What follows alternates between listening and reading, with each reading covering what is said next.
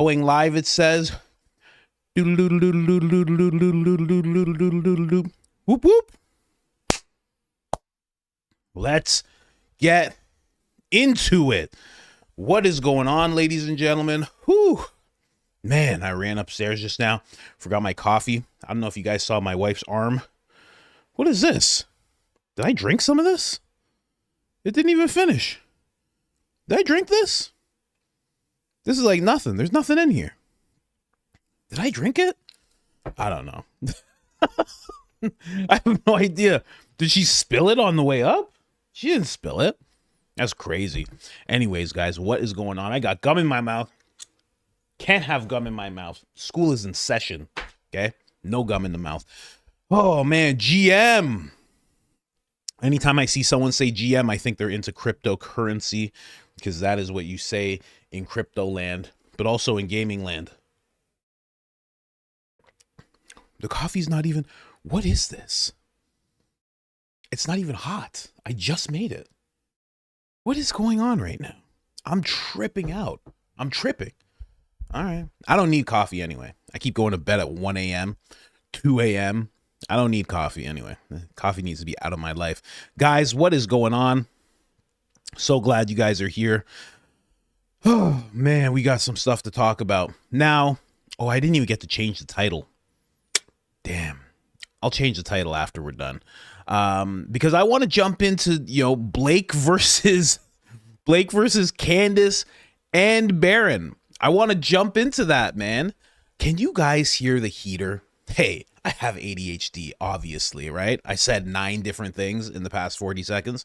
Can you guys hear the heater? I really want to know, because it's so cold in here. So cold in here. But I should take yesterday's cup. No, it's not yesterday's cup. Or is it? I don't know. Because if you can hear it, I'll knock it out. But I have it on right now. You can't hear it? Whatever. We'll see what it sounds like afterwards. Man, because what I do with the house is, if you're in Canada, I set it to 14 degrees. Okay? America, 62. I make it cold in the house. I don't play around. But then when you wake up, it's terrible, It's absolutely horrible. Anyway, let's jump in, guys. We got a whole bunch of stuff that we're covering here today. The wife's birthday went off without an issue whatsoever, guys. There was no issue at all. We did great. We did presents. We did cake. We did steak. We did all sorts of things. It was fantastic. Baby was on their best behavior. Really appreciate that. Shout out to the baby. Shout out to both babies, actually. So what we're going to get into today, we're just going to talk about the donor. There's a donor that actually admitted that he put pressure on Charlie. He was the largest donor that Turning Point has ever had. He is the donor, in my opinion, that is the one who Charlie was talking about when he was in the group chat. When Charlie announced that he is leaving the pro-Philadelphia cause, the timeline matches up perfectly with what this donor has to say. And he admits it. He's like, you have Tucker on. He said he pressured him for an answer. Didn't get the answer that he liked. I think this is exactly what Charlie was talking about. 100%. So we're going to play a couple of clips from that. We're going to recap Candace's episode, of course, the modeling agency stuff. I mean, how long have I been saying to you guys that I thought the pageant world, modeling world was like some kind of catalog of sorts? That's starting to make more sense. Thank you, Candace. Then we're going to talk a little bit more about Erika Kirk's DoD position, the USAAF or FA, position that she has. Sabby Sabs actually does a little connecting the dots, and she connected these dots. Well, I guess I'm connecting these dots because she said something 2 months ago. Shout out to the person that sent me that email. Really appreciate that. We're going to talk about that. Blake versus Baron. More Baron and Blake going a little bit head to head. Baron starts supporting Blake a little bit. He starts giving him a little wise advice from the old wise father. Of course, Baron always takes that role unless you have more kids than him, which I have never met anyone who does. And then we talk about Leviticus 3, Charlie Kirk, Eric Cartman. We're going to be talking about that a little bit. Brittany, or sorry, Brandy and Billy, or is it Billy and Brandy? Which one of you guys likes to be first? Huh? Do you guys ever fight about that? Billy and Brandy making moves a little bit here, outing somebody. It was very funny to me. But let's just jump right in, guys, because we got some stuff to do here. We're jumping into the meme bag. You guys know when you see that face, it's Fleet. But first, I wanted to show this. This was actually really nice. So you guys know I sang a birthday song to a 9-year-old Ellie, and her mom actually showed her the birthday singing, and she loved it. Ellie, happy birthday. Happy birthday, Ellie. Thank you so much for watching the show. Really, really appreciate it. Happy birthday to you. Happy birthday to you. Happy birthday, dear Ellie. I know Black Poppy for you. She said, what's that mean? That was very interesting. And you guys wonder why I don't swear on the show. You guys are wondering why I don't swear. There's people watching with 9-year-olds, you know? You can't have an 8-year-old, 6-year-old and just shove them into the other room while I start swearing up a storm. You got to have them right next to you all the time, or else they'll shove things in their noses. But shout out to Ellie. Shout out to Ellie's mom. Great mom, doing great things. Hope somebody has told you that you're a good mom, at least within the last week or so. Great mom. Thank you for doing that. We really appreciate it. And now we have Fleet, ladies and gentlemen. Fleet took something very important to me and made it into an actual animation. Thank you so much, Fleet. Because an actual friend would be like, hey, big guy. Hey, man. Hey, come over here. What's all this? Well, hey, hey, big guy, what is all this? Hey, man, this is too much. Hey, this is too much, man. I don't know what you're talking about. Ben. They need to have an intervention like they did with Charlie at the Hamptons. Ben walks in. Oh, Bill Ackman's here. Hello, Bill. Erika. Oh, this is fantastic. Jack. Matt Walsh. Get back to work, Matt Walsh. This is so nice. Everybody. BB's here. Oh my gosh. How's everybody doing? Why do you guys all look so concerned? BB's like, Ben, we have to talk about the eyebrows. This is getting ridiculous. Ken, yes, Ken. This is getting ridiculous, Ben. You have to shave these. What do you guys? I'm sorry, Ben. I didn't want to do this. They all made me come here and do this. I was trying to get back to work, Mr. Shapiro. They all said they wanted to talk about your eyebrows. I didn't. This is getting pretty crazy, Ben. We really appreciate what you do, but you can't just have your eyebrows like this. This is obscene. This is getting really silly, okay? It's getting very, very silly. I can't even light any pyrotechnics around you because I'm afraid what will happen when the flames touch them. And I had a lot of pyrotechnics ready to go for this whole thing. I have to stick with the glitter this time. Charlie would have been dancing in heaven. This makes Charlie sad in heaven, what you're doing with your eyebrows, Ben. Ben's like, what is all this? I figured that if I grow my eyebrows, if I made them very large, people would think I was taller. I just thought, I thought I would be taller if I did this with my eyebrows. I figured. It's not working, Ben. I have to admit, Mr. Shapiro, nobody can see you getting taller with your eyebrows like this. I'm sorry. Get back to work, Matt Walsh. And they will think I'm taller. Why are you all here? We're here to talk to you about your eyebrows, Ben. This is getting out of control now. Anyway, absolutely amazing. Absolutely amazing. Thank you so much, Fleet. Fleet, ladies and gentlemen, friend of the show. Always a friend of the show. Man, I love that intervention piece. Come on, man. Oh, geez. So I want to jump into this, right? It's funny, but it's also insulting. And you guys might think to yourselves, you guys might think to yourselves, oh, Candace already covered the Blake situation, right? That's what you might think in your head. Candace already covered the Blake situation, right? She talked about it yesterday. Did she though? I don't think she did. She didn't show the whole back and forth that was had. She talked about it, but she didn't show it. We got to actually just flow through this really quickly.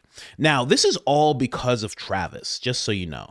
If you're on X, Travis, he's a great follow. You know, not many people know about him, but he was the one to first take this and clip it out.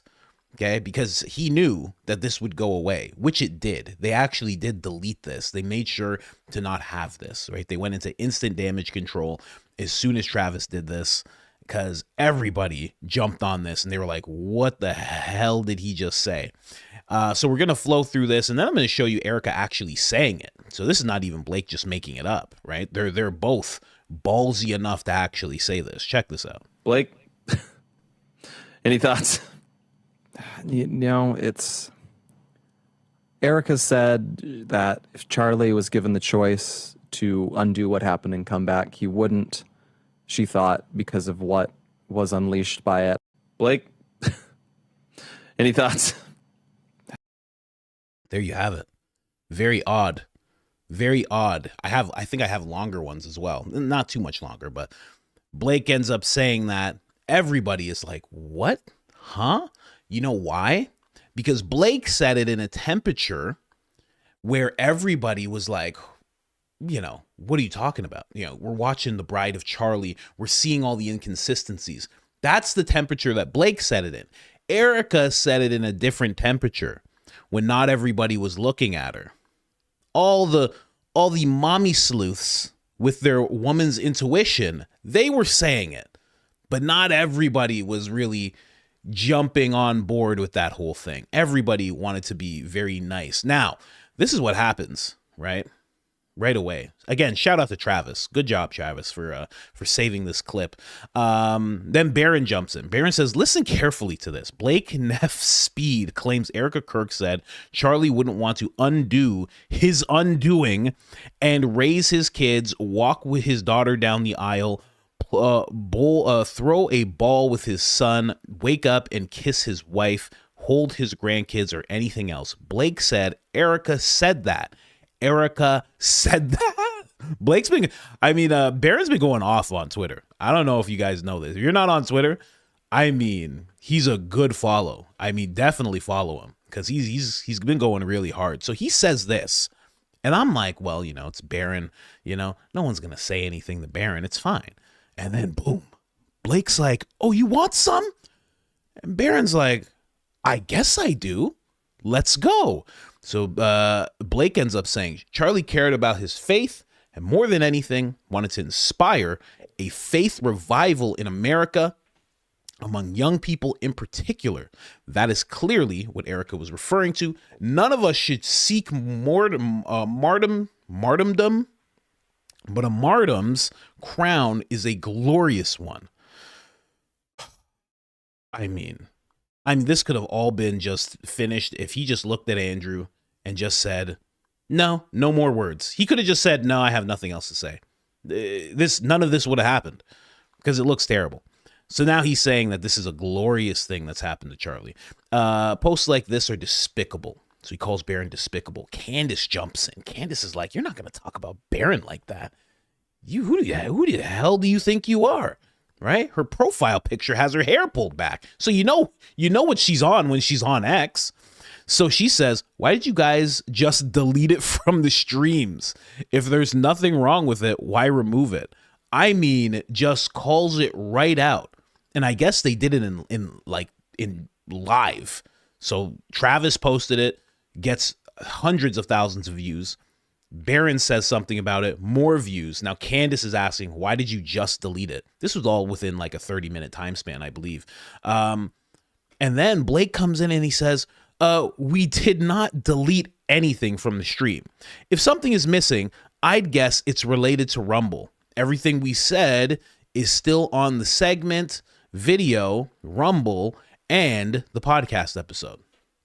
To blame it on Rumble is great. To blame it on any platform, that the thing that you just said, that is a huge, dumb thing to say. It's, well, they must have just took it out. I don't know. Hey, listen, that doesn't happen. That's not a thing that happens. It's just not.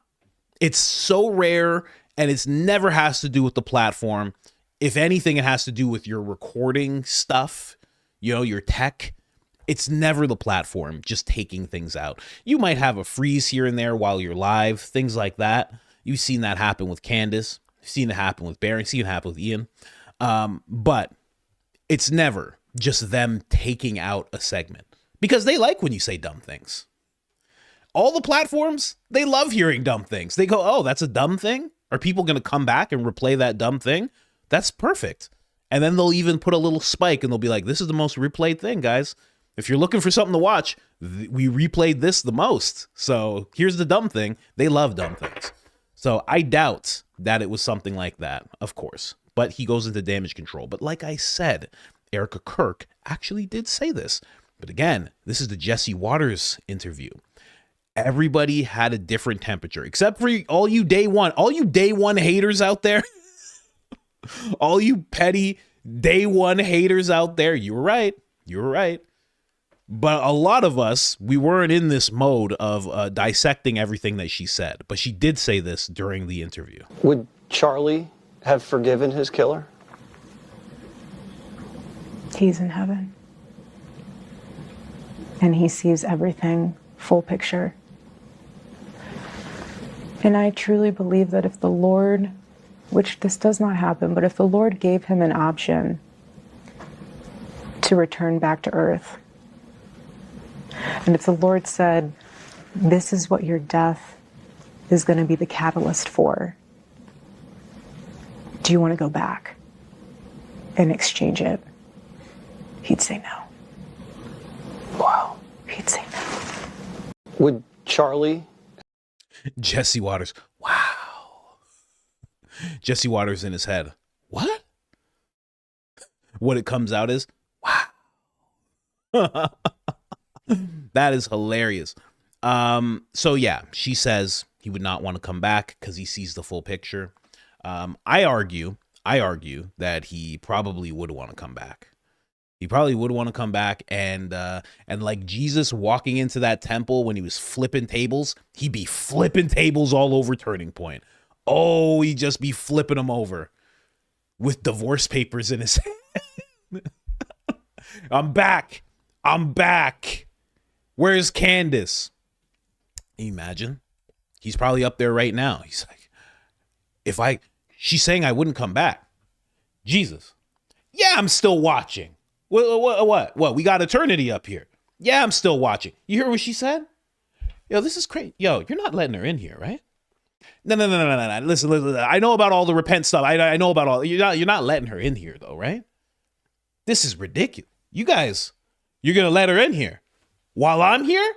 Nah. Then send me back. When she comes, you send me back. Reincarnation, whatever. I don't care. I'm not staying in here with her.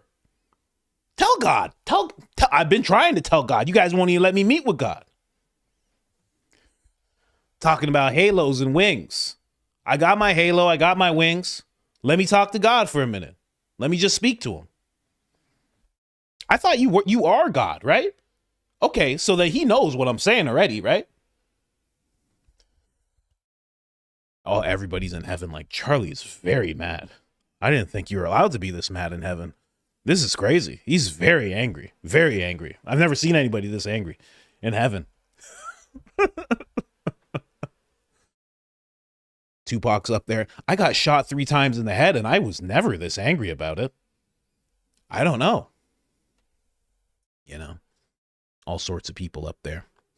Anyway, that is most of the back and forth.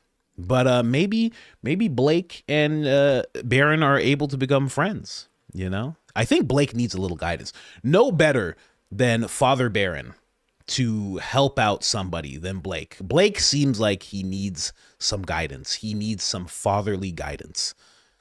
And Baron has kids of all ages, right? So he could probably fit Blake in there as number 9 and, you know, just talk with him like an hour a week or something like that. He needs that.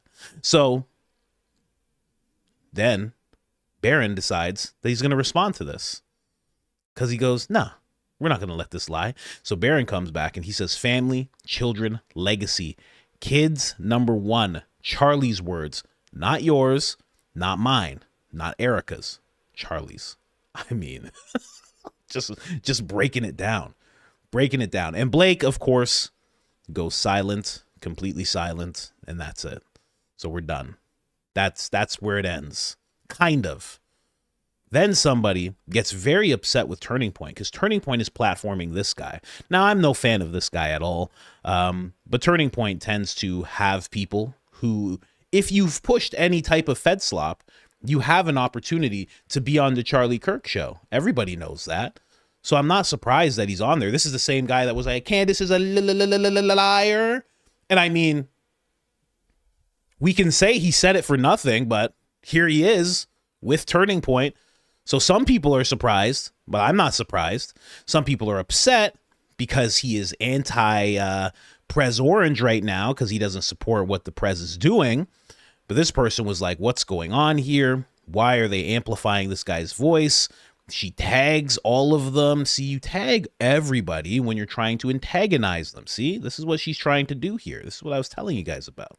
She's trying to antagonize these people. I want nothing more than Turning Point to succeed. If Turning Point allows this infiltration of bad actors into the organizations, I'm afraid it will become one more casualty, just like the Heritage Foundation.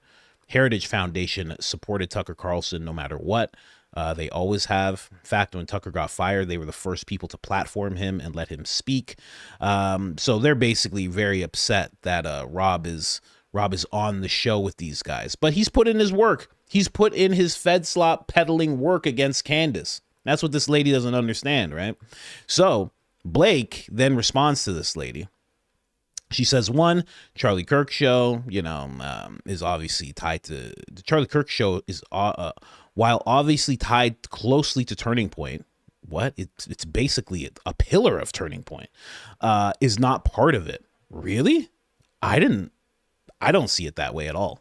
I definitely don't, especially now, because it's just Turning Point staff on his show. What? Anyway, Charlie amplified Barnes multiple times. No requirement for a guest to support what Prez does, especially in the past week. We've had guests who support and are against what he's said or what he's done in the Middle East. Complaining about amplifying and platforming is the language of extreme leftists. So Blake's basically calling it out. And good for Blake for calling it out, And then Baron jumps in and he gives him a little fatherly advice. This is what Blake needs. Support for certain causes is binary for these people. You're either in or you're out. Your old boss found out the hard way that what happens when you don't realize that reality and try to find a third way. I would take every criticism you receive on this issue as a threat. Very interesting. Well, and she did kind of threaten. She said Turning Point's going to end up as a casualty. I mean, casualty means dead, right? So there you go. Baron going hard on X. Shout out to Baron. Who says old people can't learn new technology? Who said that? I didn't say that. I'm kidding. The young and virile Baron Coleman lays it down upon Blake. So those are the parts that Candace didn't talk about. She talked about it a little bit. She's like, had this thing with Blake. We talked, blah, blah, blah. She likes when he responds. But she didn't go through the whole thing. It was a train wreck. Like another Turning Point train wreck. Every time, and this is what she did say, every time he speaks, it's not good. And that is just solid across the board. Every time he speaks, it's bad. It's bad for Turning Point. It's not even bad for him, because every time he speaks, he's like, well, this person said this and this person said that. And then he kind of just falls back. He just Homer Simpsons right back into the hedge. And then he's gone. And you don't hear from him again. And Andrew's just like, okay, I got to clean up all this Blake mess. Blake just Blaked all over the floor here. Okay. It's almost all clean. Then he turns to Blake, says, "Any words, Blake?" Erika said if Charlie was in heaven looking down, he would not want to live and he would enjoy being dead. Erika said that, so... And Andrew's just like, this Are you serious? We were 40 seconds from ending the podcast. What did you just do? Erika said it. Erika said it, and I have to go to do important work. Bye-bye. I'm going to Fort Huachuca. That's it.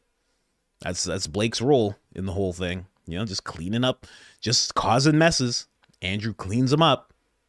No wonder Andrew's the leak, you know? Andrew's the leak because he's just like, screw these guys. He's like, this is crazy. Nothing but messes to clean up, sparkles everywhere. This weird lady keeps coming up to me and telling me to make things up all the time.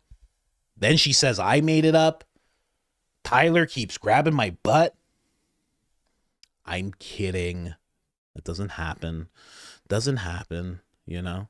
Because if you're going to grab anybody, I mean, we've all seen Mikey McCoy shake it. I mean, I'm just saying, if you're going to go after anybody, Andrew's all right. But I mean, if Mikey's in the building, I mean, obviously that's what you're going to go for, right? I mean, like, what are we talking about here, right?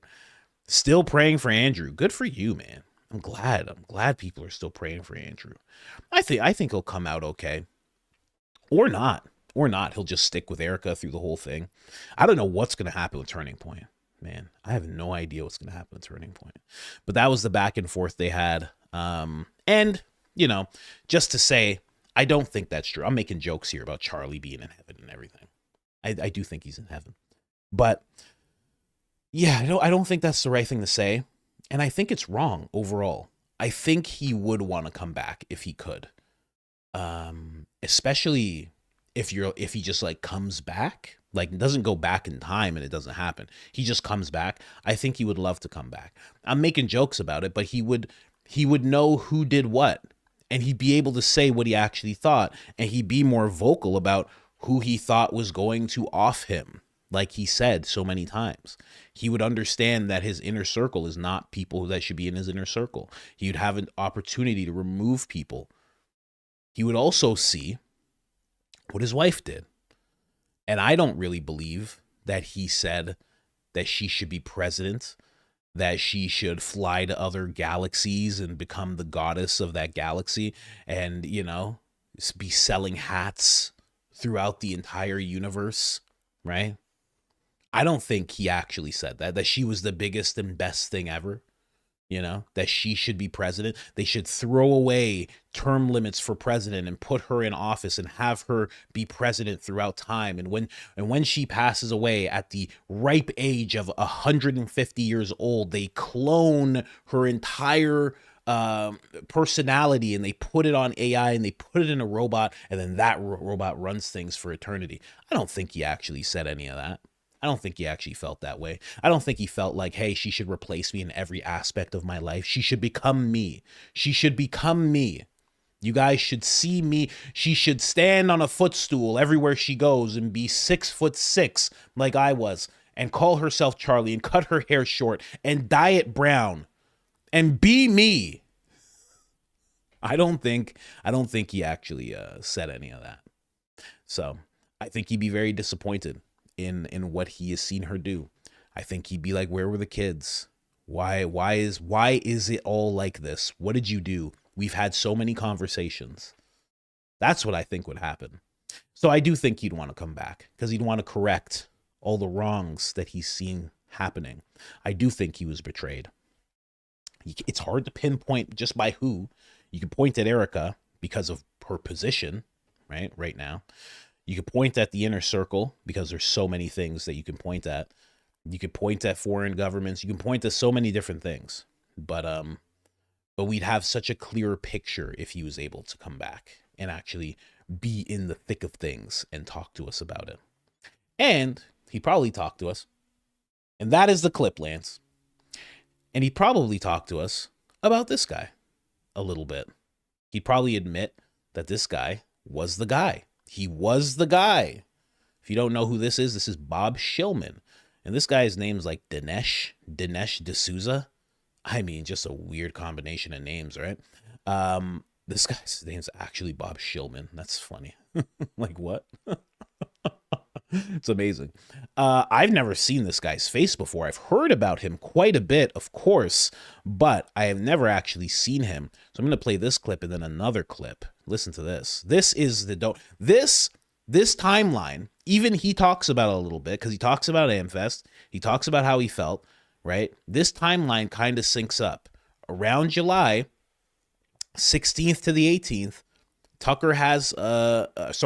Charlie has Tucker on Amfest. I think he speaks both days. Dave Smith, Josh Hammer, that whole thing happens. Donors are very upset. One female donor goes up to Charlie directly after Tucker takes the stage. Tucker says this. This is from Tucker's own mouth. He comes right up to Charlie, says, "You can't do this," and really lays into him because of him having Tucker on and what Tucker had to say.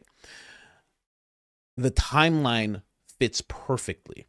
The amount of money he says he donated fits perfectly with the group chat when they say they've lost, I think they say a $2 million donor. I think they say a $2 or $3 million donor. It all matches up. I think this is the guy who pushed Charlie over the edge. But let's listen to this. Dr. Bob, let me ask you about Turning Point. You were the largest donor, the biggest supporter of Charlie Kirk, of Turning Point, and then you stopped. Why did you stop? Okay, just a little history. I think I met Charlie. It was probably at a David Horowitz Freedom Center conference called Restoration Weekend. And David was very, very open, always generous with introducing new talent to his audience. And I was very impressed with Charlie. And I became a donor, probably not his first donor. I forget the name of the fellow. He's no longer with us. But I became the second donor and helped the organization grow and gave him advice whenever he asked for it. So I was a member of Turning Point's the team for probably 10 years, maybe 12 years.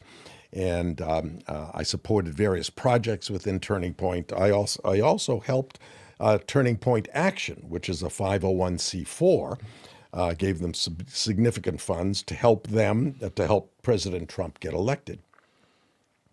But about, maybe it was, I don't know how Well, let many me ask you, since you're talking about support, you gave support in the millions of dollars. About Millions. 5 million, would you say? It's between 3 and 5. I honestly, I'd have over to check. over a period. Over a 10-year, 12-year period. Yeah. Yeah. So 3 to 5 million. And, but I became very concerned. This was about 2 months before his untimely death. I became very concerned with 2 months before. So we go back, that's August and July, right? Am I saying that right? So July? Okay. Fits the timeline. With his giving a lot of credence to people like Tucker Carlson. And when there were big organizational meetings like Turning Point Action, Turning Point America or AmeriFest, right up on the big brochures next to Charlie was Tucker Carlson. And of course, I've been following Tucker Carlson. I used to like watching him when he was on Fox News. I liked his attitude. He's a little sarcastic. But then for some reason, something changed. And he became, in my view, I don't use the term anti-Semitic, and Tucker has his own show and where he platformed known haters. I talked to Charlie about this, and I was very. I sucked at trying to take those words away. I sucked. I just made it look like he was calling him one, It sounded like he was calling Tucker a Philadelphian because of what I just did. Anyway, let's keep going. Concerned that he was being influenced and giving a platform. Tucker Carlson, I think, gave a keynote address at one of the major Turning Point events, and I didn't get a good answer, and I told Charlie that I can't finance you anymore. I feel very good about but my past helping Turning Point and helping you've used the money appropriately. You really helped President Trump get elected, the ground game that he did in those borderline states. But going forward, I don't see, I don't like the trend of the organization. It's funny that this guy, this donor, could see what we're all saying, but the Turning Point inner circle staff, whatever you want to call it, they say no. There was no changing. There was no changing. How many times have they said that? There was no changing with Charlie. There was nothing evolving with Charlie. But this guy gets on screen and he's like, I don't like the trend of where the company's going, right? Not to mention, Charlie does one thing that he doesn't like, and he pulls all his funding. This is exactly what Charlie was talking about when he said in that group message that he will not be bullied, he will not be pushed around. He has no choice but to leave the pro-Philadelphia cause. When he said that, this is the guy that he was talking about. I'm sure there were other things mounting because Charlie was saying he was getting text messages, people who were his friends questioning, in his words, questioning his morality, based on the fact that he is staying friends with Tucker and allowing Tucker to be on the Amfest stage and saying the things that he said. Now, little did this guy know that those things that Tucker was saying, Charlie actually told him to say. That's where the infamous Go Max comes from. It's because Charlie was like, hey, I want you to say this stuff. I want you to push because I want to start having the conversation. And he was, Tucker was saying all sorts of things about Philadelphia, right? And our redacted friend, who is kind of like no longer with us, but some people say he is still with us, and the whole thing looks very odd. And you know who I'm talking about. J.E., you guys know. But yeah, very, very odd, very, very odd. And as I say that at the same time, not very odd. Because these people were, at least they felt that they were pulling the strings with Charlie. That as long as they gave the money, then Charlie would do exactly what he was told to do. So it seems like as soon as the strings weren't really working anymore, I mean, what kind of do you really want a puppet where when you pull the strings, its arm doesn't move? You're pulling strings and it's just standing there. 6'9" or whatever Charlie was, just looking at you, being like, sorry, it doesn't work anymore. With Tucker standing behind him going, nobody likes that. Of course he pulled his funding. But the timeline works out.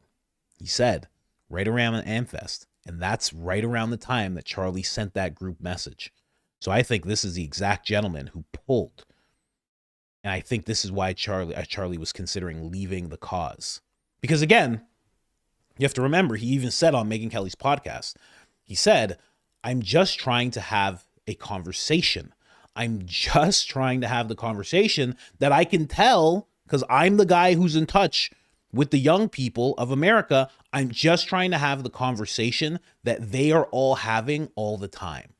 And it's getting a little weak when I come out on stage or I come out to a campus and I don't address this topic the way I should. So he felt like he should be addressing the topic. When they have events, they should be addressing the topic. He felt like this is something that they should be talking about, which is why he also had the town hall meeting with a bunch of young people, and they were all talking about it. They're all talking about Philadelphia and the funding and what should be happening and should they be answering questions and registering, you know what I mean? All these different things.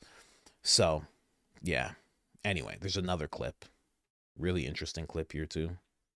Really telling clip, perhaps. We know a guy in Texas who is a billionaire or close to it. And we got wind of this because the message from Turning Point was, our donors are pulling out. You need to up your donation. So they were pitching other donors to make it up. And so, this at the time we were very much on the outside, but this was very intriguing to hear this rumbling going on. I don't know if you remember, but you sent me what turned out to be a very ill-timed text. It was actually like a day or two before Charlie was assassinated. Why is he smiling? Why is he like smiling like it's a funny thing?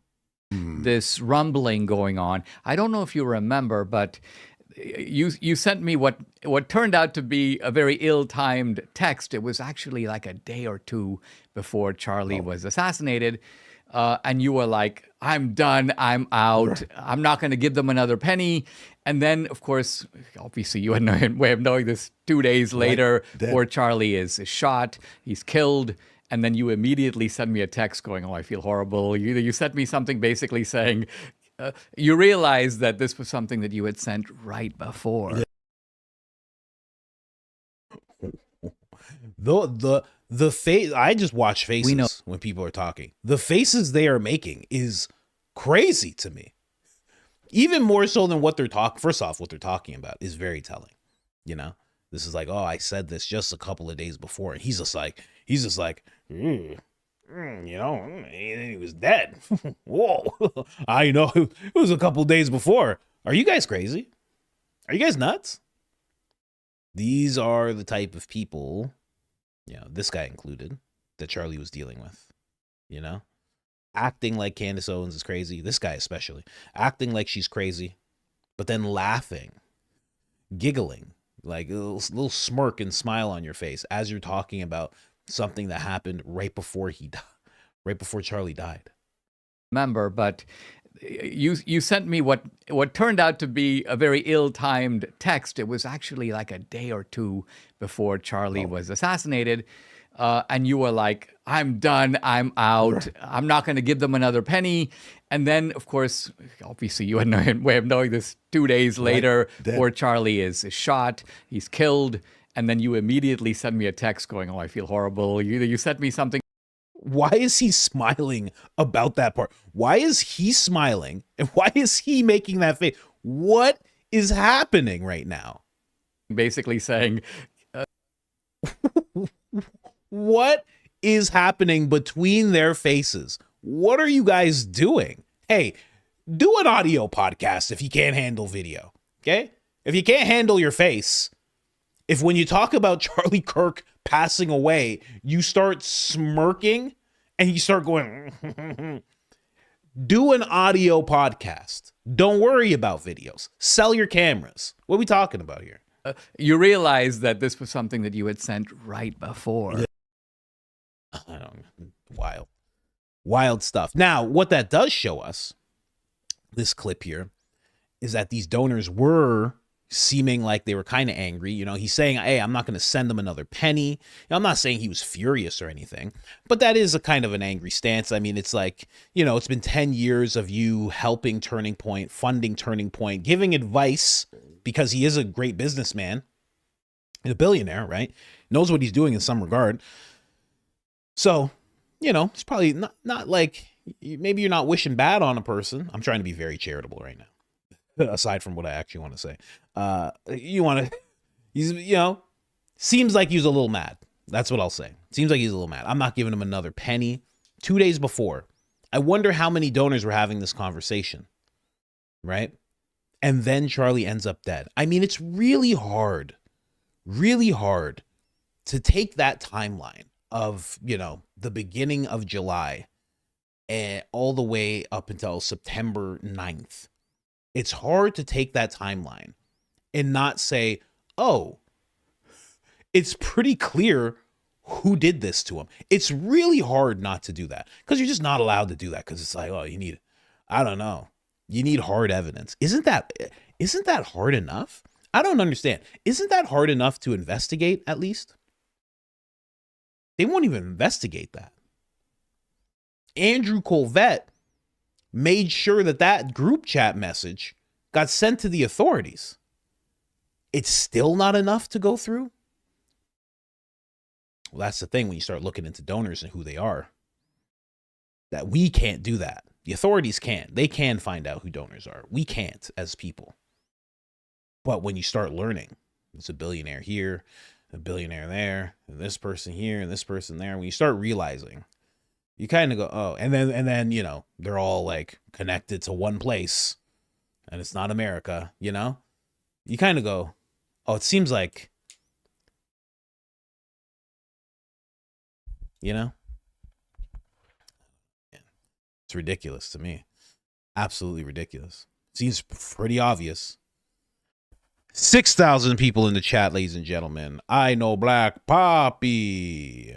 I know Black, nunca, nunca. I know Black, nunca, nunca. No Black, nunca, nunca. I know Black Poppy. Anyways, guys. Yeah, so that is the interview. Those are the clips that I found the most interesting through that interview. I got to be honest, when it comes to this Dinesh character, I'm not really into watching his stuff. So I kind of floated through it. And that's quicker than skimming, you know? You know, you skip rocks. You know, when you skip a rock, it goes, do, do, do, do, do, do. I didn't do that. I did the boom, boom, boom, boom with this interview. So there might be more, but I just wasn't into listening to it that much. But that right there, those two things stood out to me a lot. A lot. So we'll see. We'll see. Yeah, hit that like button. Hit that like button, ladies and gentlemen. It helps tremendously. You have no idea how much it helps. It's absolutely imperative that you hit the like button. Please and thank you. But let's keep going here. I used to watch a guy, Kevin Samuels, and he'd be like, I'm not going to go. I'm not going to keep talking until you guys hit the like button. And I was like, wow, that is annoying. I always remember that. I always, whenever I say hit the like button, I always think of that moment where I was watching this guy's stuff and I was like, what in the hell is he doing? And he's like, we're not moving on the show. I was like, what? How are you surviving? How does this work? That's it? You're just stopping the show? Anyway, I wouldn't do that to you guys. Let's jump into the Candace Owens recap. I really can't stress enough.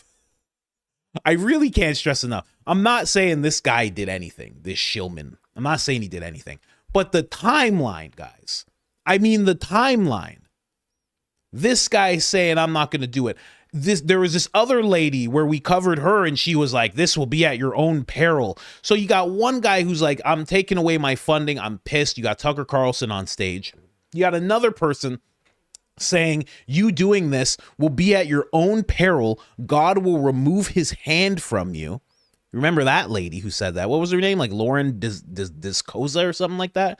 Codoza or something like that?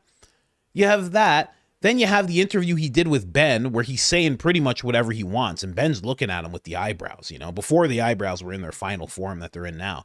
You know, they were somewhat normal, but they were up and they were moving. And, you know, Ben seemed like he was pissed in that interview. And it seemed like a temperature check, that whole interview. And we found out that's an interview that Charlie didn't even want to do. Andrew Colvette set it up. So it was like it was a temperature check. It was like, listen, we've put you in line a little bit. You're losing donors. You're getting these text messages that feel a little bit not friendly, to put it lightly. Now we're going to sit you in front of Ben, and you better act right. And then he doesn't act right. And then 2 days later, he's gone. I mean, or a day later. Then before that, he's August 8th or 7th, he's on with Megyn Kelly. He's talking about all the people who are messaging him. And if you watch that interview again, it's like he's one step away from saying, I think these people are going to do something to me. He's like one step away from saying it, but he knows he's on a podcast and he can't say it because then he would have to say who. Then on top of that, you have that, I forget what his name is, Harrison something or other. He comes forward and he says something about Philadelphia and Charlie fearing for his life before Charlie even passes. I mean, what is this? And then we're supposed to believe it's Tyler. And then Tyler's this kid that has connections to that church, right? He's in Utah. Then we find out there's this melding of the two, the Philadelphia and the churchgoers, as I call them. And then Erika takes every facet of his life and she fills the void. And we have all these weird zombie-like people on X saying, yeah, this makes sense. This makes sense. And you're disgusting, crazy, and demonic if you don't think it makes sense. What are we talking about here? if Charlie was on a basketball team, is Erika going to fill in for the basketball team? Hey, guys, I'm here. I've played for years. Come on. Come on. Charlie's on a football team. She's like, Hut, I got it. Give it to me. Let's go. Everybody's going to say that makes sense? I don't know, man. It's ridiculous. It's ridiculous. I'm sorry. Sorry for the little TED talk there. But I mean, it's just, is it not obvious? I don't know. It's so crazy that it's not obvious. And even if it is, we're not allowed to say that it is. Like, what do you mean? What do you mean? I can't just say that it's crazy? I can't say that? I don't know, man. I don't get it. Anyway, let's jump over to Candace. You have no idea how much I just want to talk about this. I just want to talk about it for like an hour. I mean, it matches up. Philadelphia, man. No. They didn't. It was just Tyler. But then you find out the facets that could all link Tyler. Now, okay, obviously Tyler, there was a shot taken. Perhaps. Maybe. I don't know. Did he even take the proper shot? Was there two shots? People are triangulating all the sounds. Did he think he took the shot? That's why he ran when he saw something happened? People say they saw someone on the roof. Didn't match Tyler's description. What's going on? Did they have Tyler under some kind of spell where they made him think that he did something? You know what I mean? Anyway, guys. Candace Owens, ladies and gentlemen. Candace Owens. I mean, it's so obvious. I can't get over it. It's so obvious. It's so obvious. Anyway, let's keep going here. Wife says the birthday was great. Good. Very happy. Did you hear Candace say Philly? Yep, I did. She said it like nothing too. She said it like there's somebody said that she had this weird look on her face. I don't think she did. She didn't really have a weird look on her face. She just kind of said it. This is the second time. She said it like she knew, like she knows about it. But she might not. I don't know. You know what I mean? You think George told her? George watches the show. George told her. And they call it Philadelphia. You know, I really think maybe you should consider doing something like this, right? I mean, if you just call it Philadelphia, right, we can stop all this. You know, my father, he's really mad at you. You know, he's mad at you from time to time because you talk about Philadelphia. See, I just did it. You understand? And we're talking about it, but we're not talking about it. That's why Coach is genius, you see. Can we just... And she was like, absolutely not. I will call it Philadelphia. See, that's what he does. So you're about to say it, and then he says Philadelphia. And I just think that would be much better. Just, please, just try it, honey. No, she absolutely will not do that. But it seems like she knew. I don't know. But also, she's like just reading messages. So it's just like, she's not the type, she doesn't really take somebody's message and go, like, I see Baron does what I do. We do the same thing where we're like, what did you just say? And we'll make that a thing because it's like, what are you saying? This is not, Baron will be like, this is not a complete sentence. You didn't write a sentence. Thank you very much. And he'll just move on.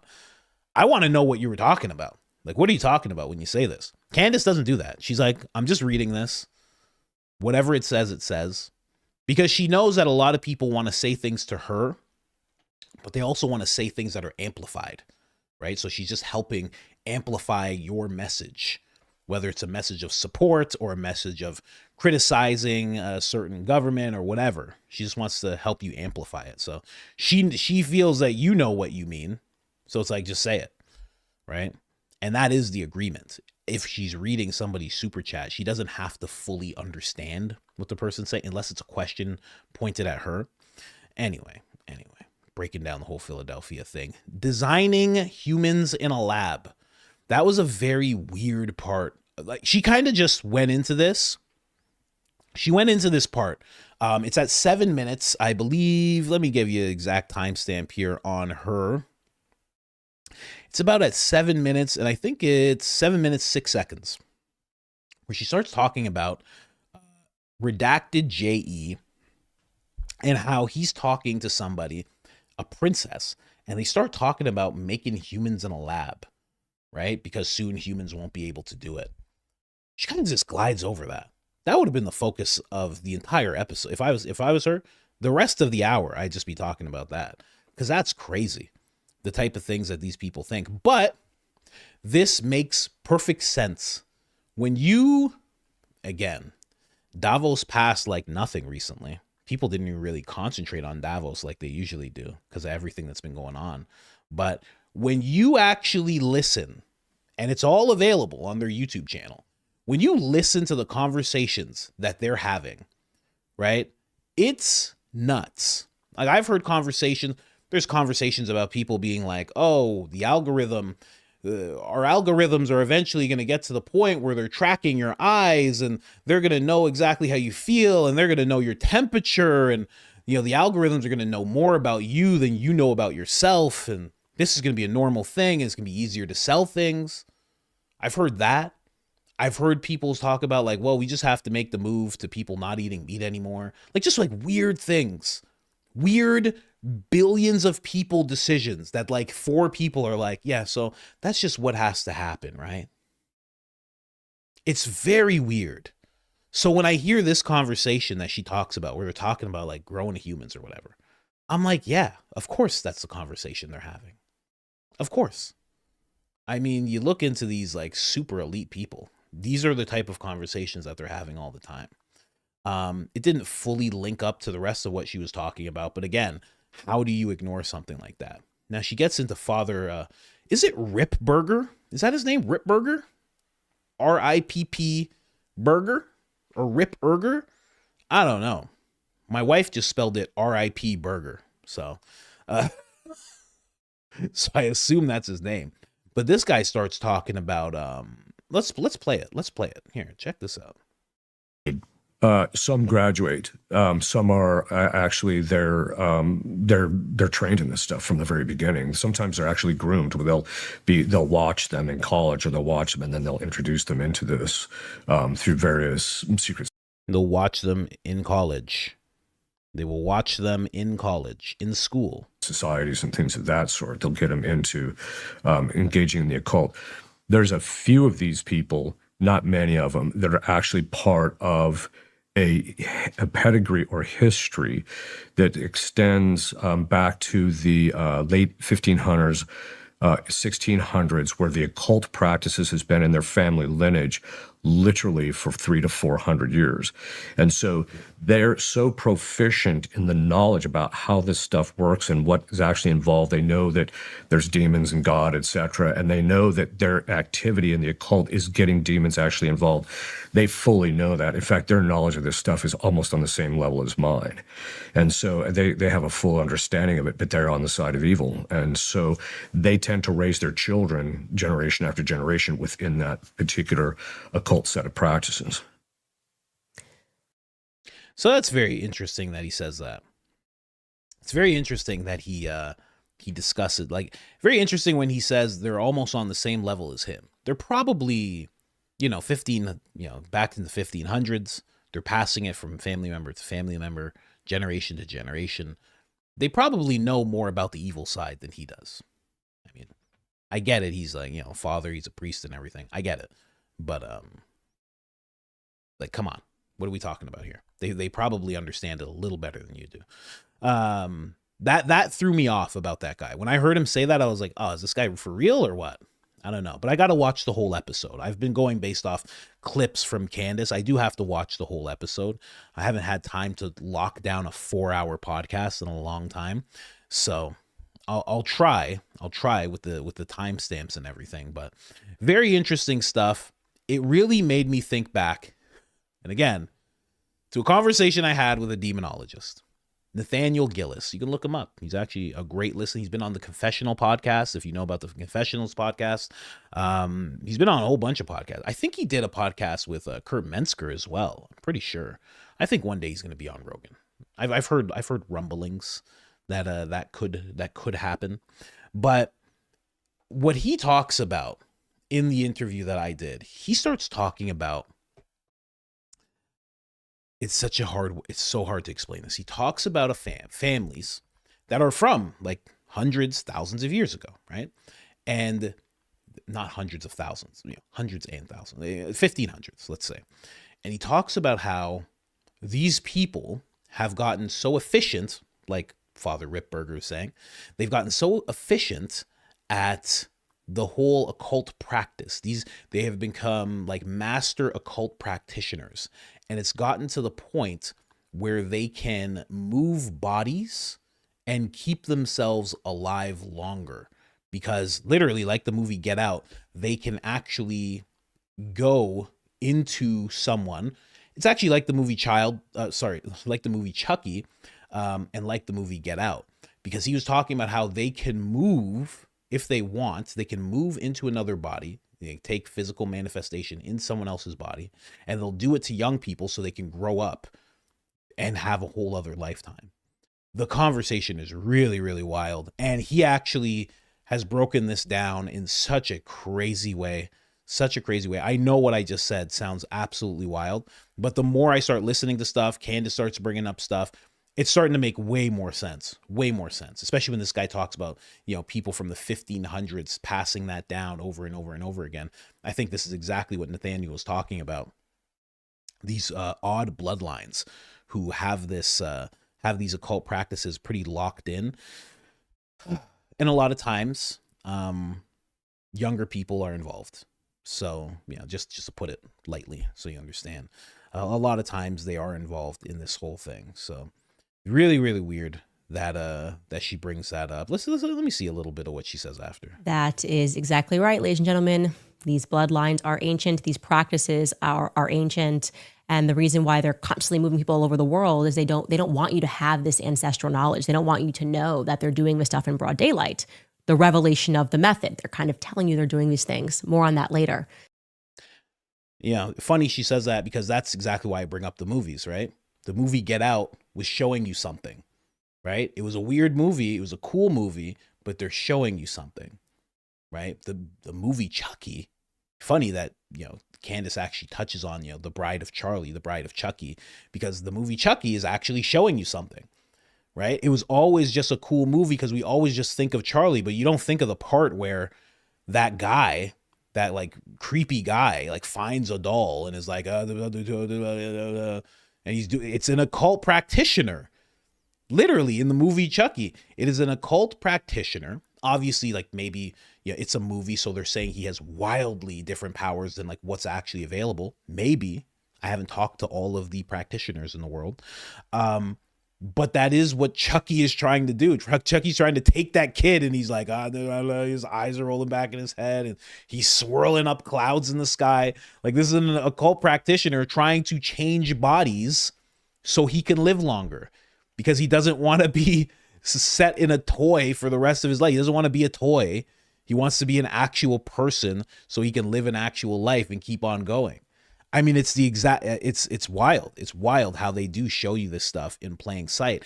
And you could even think back as far as you want. I'm sure you guys out there right now in the chat can think of hundreds of movies that have shown you something, where now you're looking at real life and going, wow. Like, there's tons of movies like that. I mean, there's one with The Rock where The Rock becomes president, and then all of a sudden in 2023, he's talking about how he's been approached by both sides to run for president. I mean, the movie Snake Eyes with everything that it's showing you, and then what happens to Charlie. The movie Chucky with the occult practitioners. I mean, it just goes. The movie Hostel. Do you remember the movie Hostel? I mean, what are we talking about here? The movie Hostel. If you don't know the movie Hostel, it is terrifying. First off, don't watch it if you don't like horror. Like, I don't watch horror movies anymore, but I used to, and that was one of them. Someone just said Pet Sematary. I remember that was terrifying too. Think about that. That was just the occult right in your face as well, right? Poltergeist. But I mean, Hostel. Hostel was about a elite bunch of people who all had a tattoo of a bulldog or something like that, or a pit bull, so some kind of, or a bloodhound or something. They all had the same tattoo that you can find. It was very small, right? And there was an organization that was in Eastern Europe that would find people who were on vacation, and they would snatch them up, bring them to this place, so these elite people who were in this organization group, could do whatever they want to them. And it didn't have to do with any like weird stuff. It had The Craft, perfect example. But that was a real movie. They made two of them. There's Hostel 1, Hostel 2. They Live, exactly. They Live, Rosemary's Baby, exactly. See what I mean? There's Game of Thrones, Hunger Games is a great. I was just saying that to my wife. She's like, "You didn't like Hunger Games?" I told her, I'm like, the only reason I liked it is because it was a movie that can actually happen in the real world. You know, you could get to a place. I'm not even going to talk about it, but you could get to a place where there are sections, or whatever they would call them, sectors. I mean, you already see it. Watch Mr. Beast Games. I mean, it's already in front of you. It's already happening. You watch Mr. Beast Games, and they make these guys do the craziest things. It's wild. Watch it. He has people doing the craziest things just for money, right? And it's the same thing. Where are you from? I'm from Ohio. You want to win $500,000? Yes, I do. You willing to do whatever you have to do? Yes, I am. I mean, District 9. See what I mean? Maze Runner. There's so many movies where you could look at it and go, oh yeah, that's Squid Games. Exactly. Confirmed is real. Yes, 100%. There's so many of those movies when you look back. So many.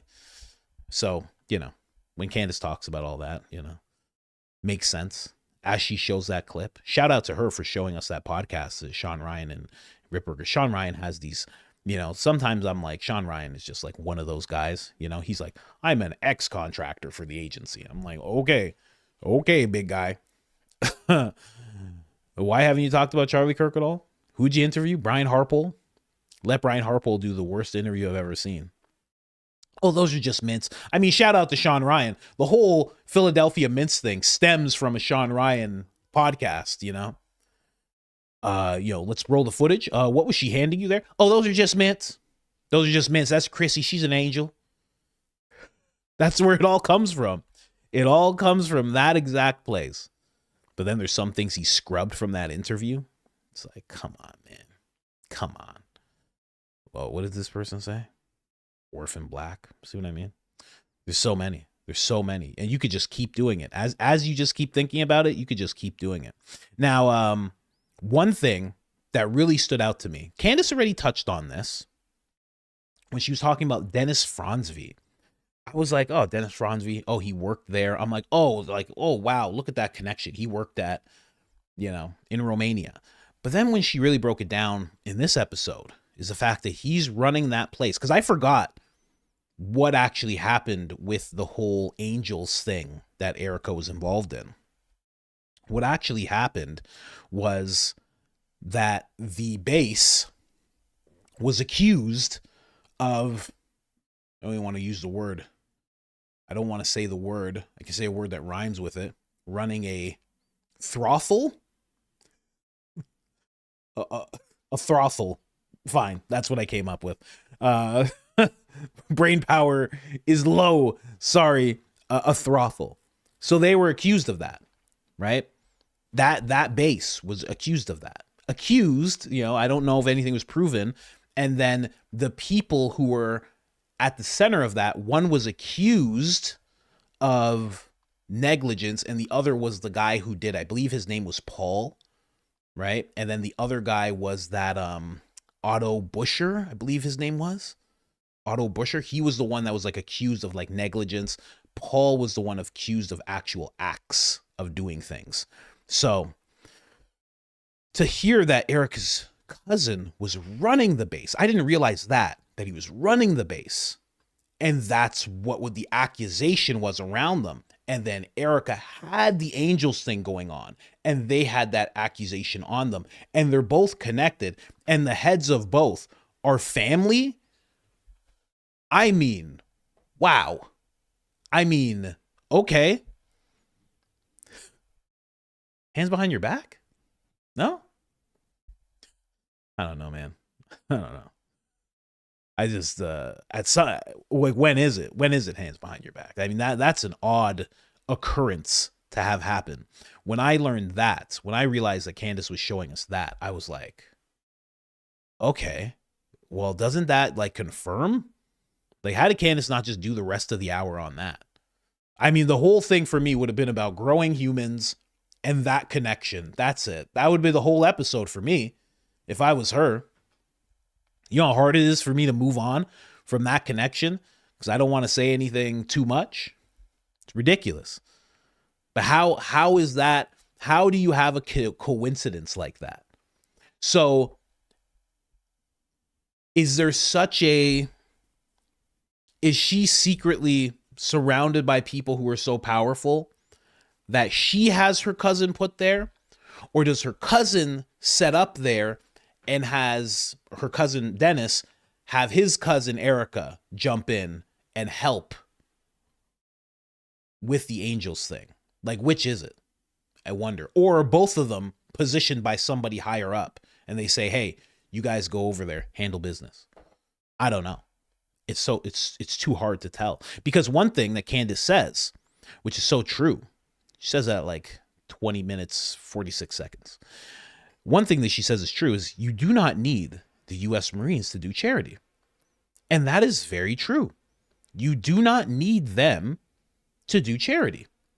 You know, Candace says, he's like, all you need is an address, really. Like, yeah, you can kind of just, that's like me saying I need, like, you go to Cuba and you need the authorities to help you, like, give out things. Like, me and my wife did it. When we went to Cuba, we had a whole suitcase that was just filled with toiletries because we were told that that's what they needed. And we just went into a town and we just opened it up and we were just like, here you go. We didn't talk to anybody about it. We didn't talk to anybody about it. We just took a cab, went to a town, opened it up. Here you go. Here you go. Here you go. And that was it until it was empty and then we left. You can just do that, right? I don't know. So why did they need the U.S. Marines involved in that at all? Why does Erika in that recording have this high level knowledge about how they operate in that base? Why would you even need that? There are missionaries who go over to, like, my church, actually, just they all went over to, I'm actually laughing in my head as they're saying this. They're like, our church group is going to the Dominican, guys. We need everybody to pray for them. I'm like, they're going to the Dominican? Oh my gosh, they're not going to see a black person at that whole place. There's going to be no black people. I hope they don't make any mistake by assuming that somebody's black over there. But for real, they all went over there. They don't have, like, they're not walking around with authorities all the time. They literally just got Bibles and they're just going to be like, hey, you heard the good word? And then he's going to be like, my friend, have you heard the good word? Huh? Have you heard the good word? He's going to be like, well, lay it on me, brother. What's up? And he's going to say, I know black papi, I know black nunca. And a bunch of guys are going to be behind, no black, nunca, nunca, I know black, nunca, nunca, I know black, nunca, nunca, I know black papi. They're going to do a whole song and dance for these guys. They're not going to know what to do. Those guys are going to come back with the good word saying, I know black papi. That's how that's going to work. But jokes aside, you don't need anybody to do charity there. So why did she have to be hitched to them in such a way? Well, it's because before she went and did this, she even said, as Miss Arizona in an interview, she said, I'm working with the military. She said, I'm working with the military. So this whole thing, now I can't say that the military is responsible for the angels thing in any way, shape, or form, because from everything we've learned, it's just been Erika. She said she started it. It's her thing. But she also said that she was working with the military. And then she also went over to Romania and did that whole thing. And it was also linked up to the U.S. Marines. You know, not to throw any shade on the U.S. Marines, but if anything, you had a bad apple, right? You had a bad apple, right?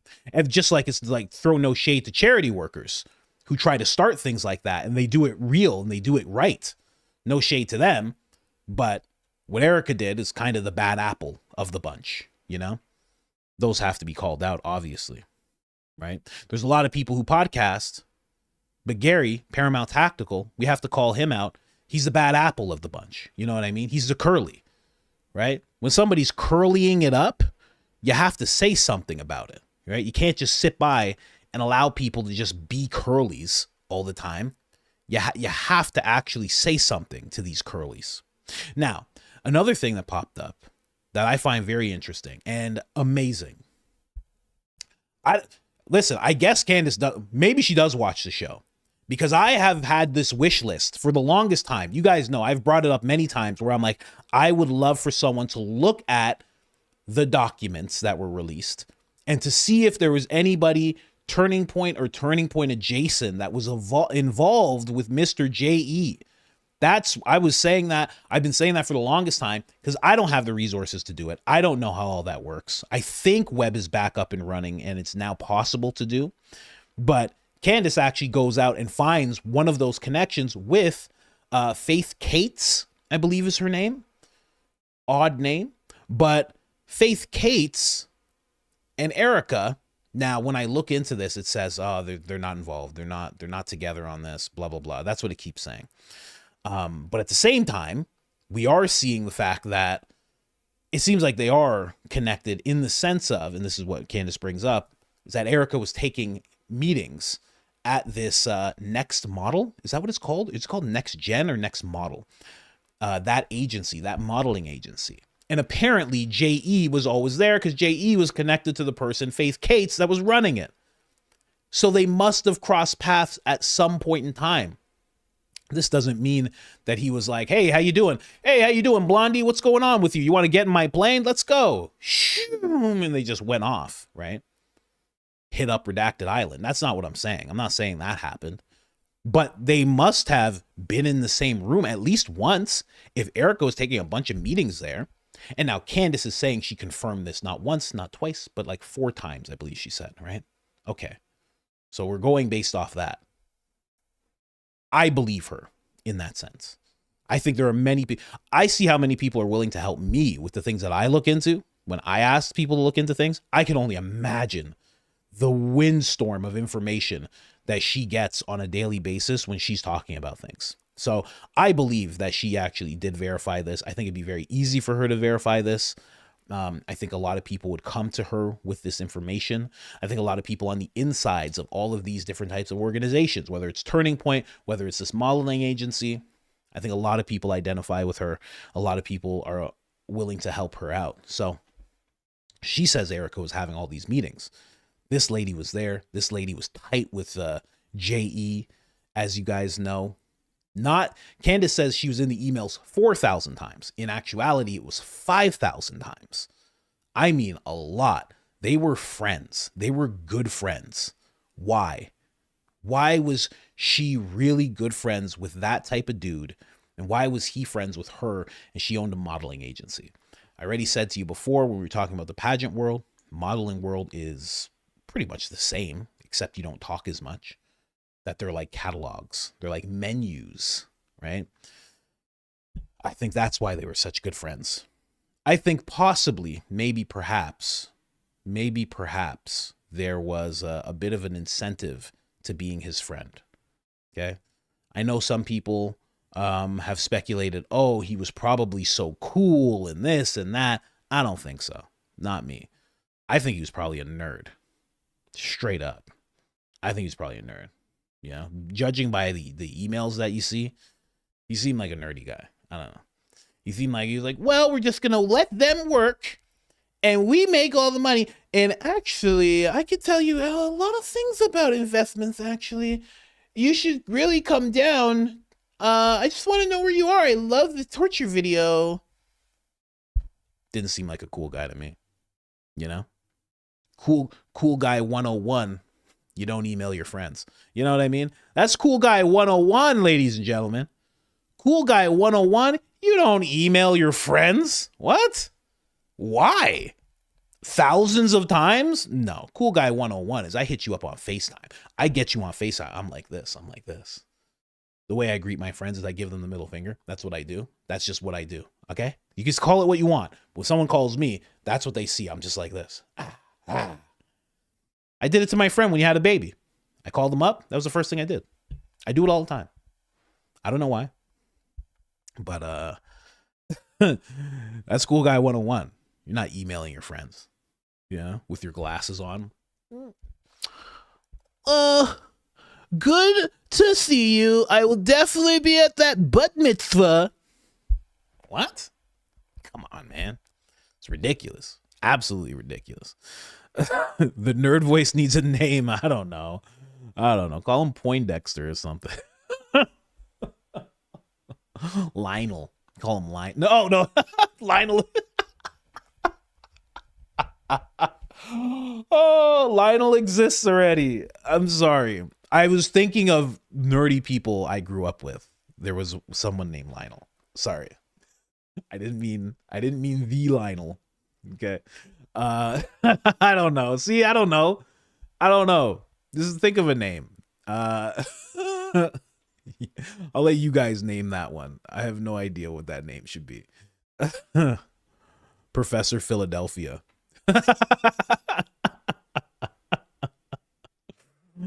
Actually, that's not how you do your taxes. I can actually break down how your taxes should look every single year. If you're a corporation, if you have an LLC, you should be doing it quarterly. Annually just causes too much of a mess. I don't know. Call him Blake. Call him Blake. I don't know. Let's call him Nerd. But that was the main thing that I took from Candace's breakdown. Those were the main things. So it seems like there is a connection. Again, it's adjacent. We could speculate whether or not she was in the room with JE, whether or not all that happened. We'll never actually know unless somebody was in that room and they can say they saw both of them. Unless there is a Mitch Snow of the modeling world that arises, we'll never actually know that. So I will say it's like an adjacent connection. And I just wonder how many more there are, because there has to be. There has to be more. And also, when you look at that, the whole modeling agencies thing, if somebody can tell me what episode, because Candace, I believe she says the photographer's name, or maybe somebody sent me it, but when Erika was talking to Jillian, she set her up with a photographer. If we could find out who that photographer was, possibly, then look in to see if that photographer worked with that modeling agency. That would be a very big indicator to me. Very big indicator. Because she set him up with somebody. Jillian, I guess, didn't remember the name fully. She said it started with an R or something like that. I would love to know what that photographer's name is and then see who he worked with.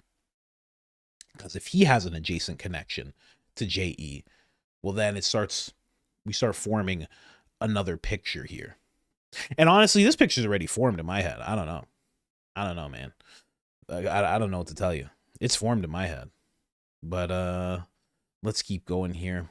So this is where she starts talking about this timeline. Very tight timeline. I don't know about you. I cannot see this timeline. Let's see if we can make this bigger. Or will it get all wonky on us? So, oh, interesting. So I'm just going to read this out. 9:49 a.m., an article appears, Jezebel, witches put a curse on Charlie. 10:49, Erika breaks her years of Twitter. Oh, I said this to my wife. She breaks her silence and says, "For by grace you have been saved through faith." When I heard that, I said to my wife, we were in the car, and I was like, that seems like a death tweet. I don't know why. Because it seems like, if you were to, God forbid, you were to pass away and you did have faith, for by grace, you would be saved through your faith.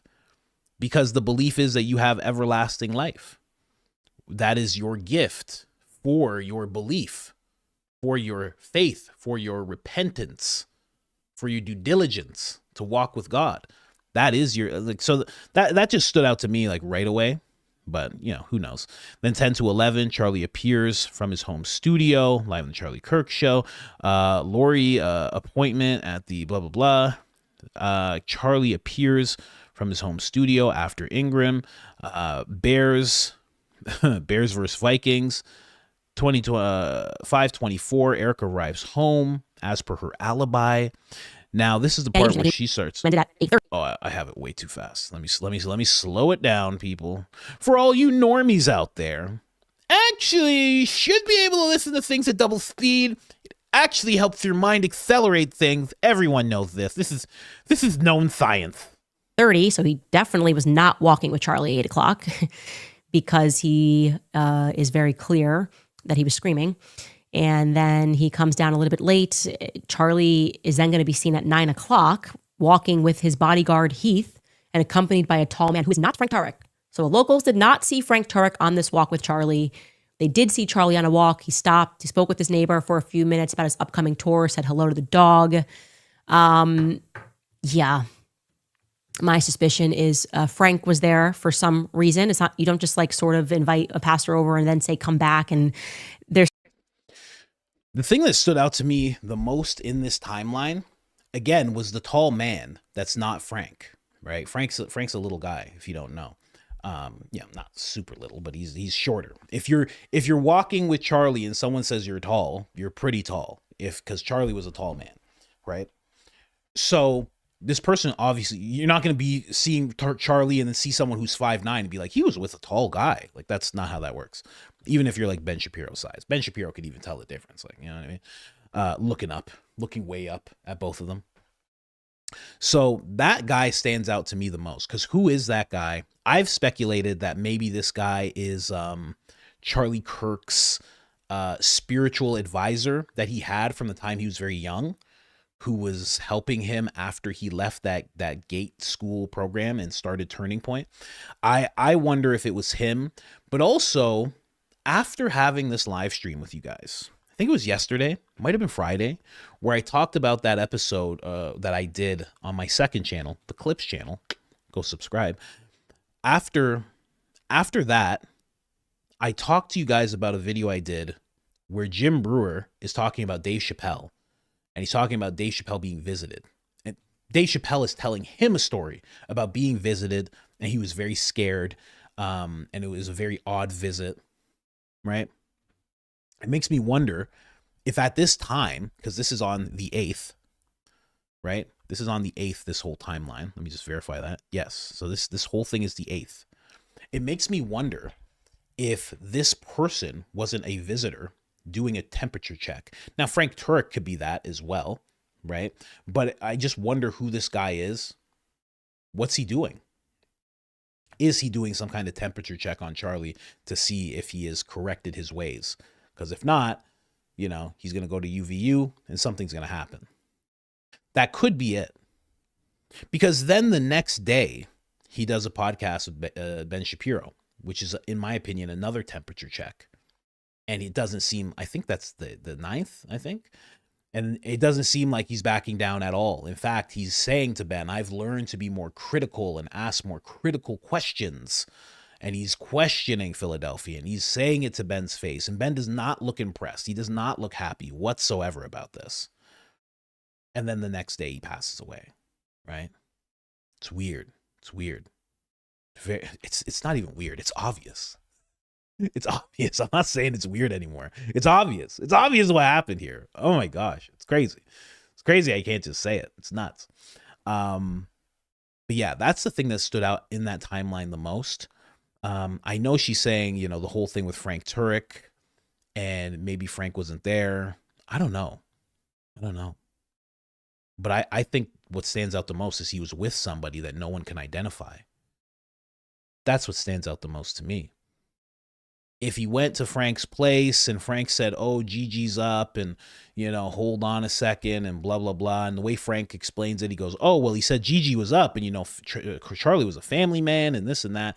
Kind of doesn't make sense. But a lot of things Frank has said don't make any sense. I mean, Frank, Rob, Mikey, Blake, Andrew, a lot of things, Erika, a lot of things they have said don't make any sense. So it's so hard to decipher. It's so hard to decipher the buffoonery at times, right? So I don't know what to make of that. We can say he's lying, but why is he lying? Is he lying to cover for that other man that Charlie was walking with? Right? No. So that's what stood out the most. I have to be honest, I like these episodes way more than I was liking. Not that I wasn't liking The Bride of Charlie, but I think these past two episodes, Monday, what is it, Tuesday? What is it, Wednesday? I think these past two episodes have been really have been really pulling things together.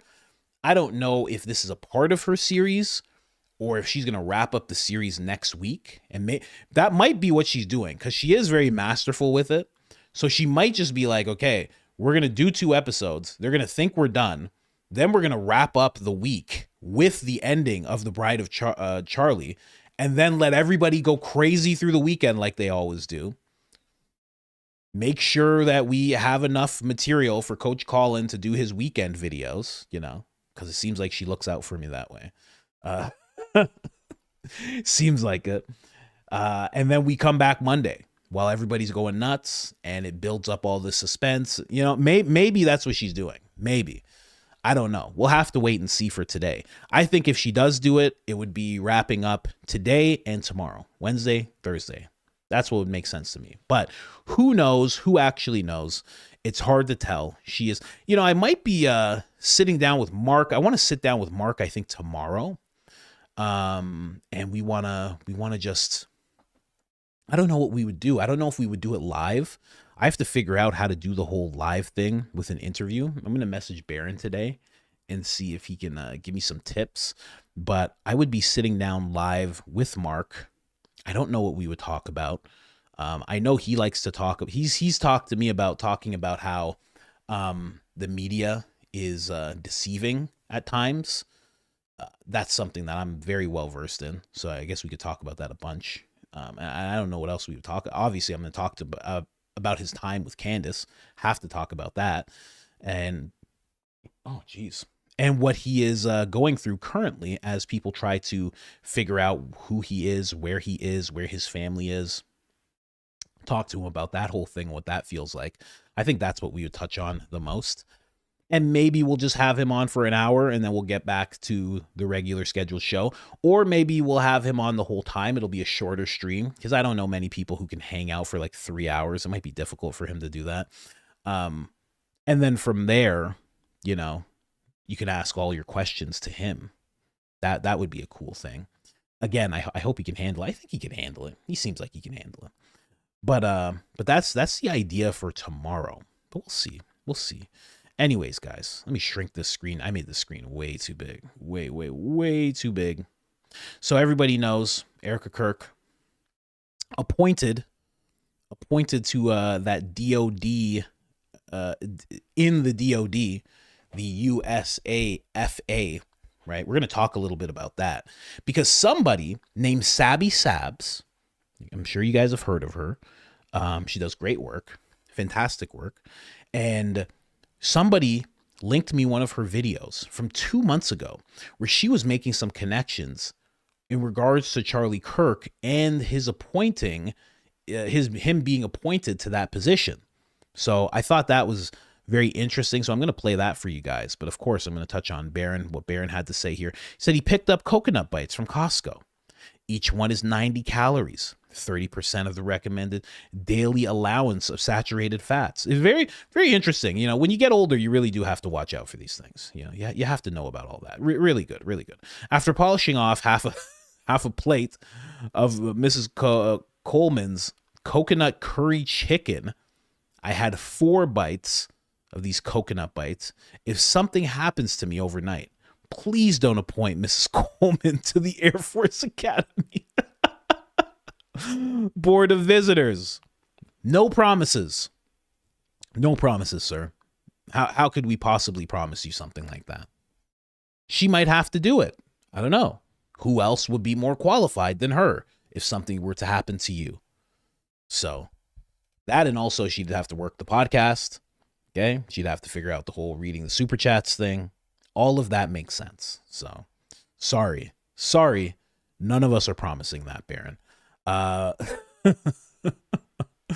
Baron talked about his thoughts on that whole thing. Candace also gave her thoughts on this. Now, she discussed it a little bit in her podcast, but also she said on X, she's a grieving widow, so we have no right to ask what the hell qualifies her to a position advising our Defense Department.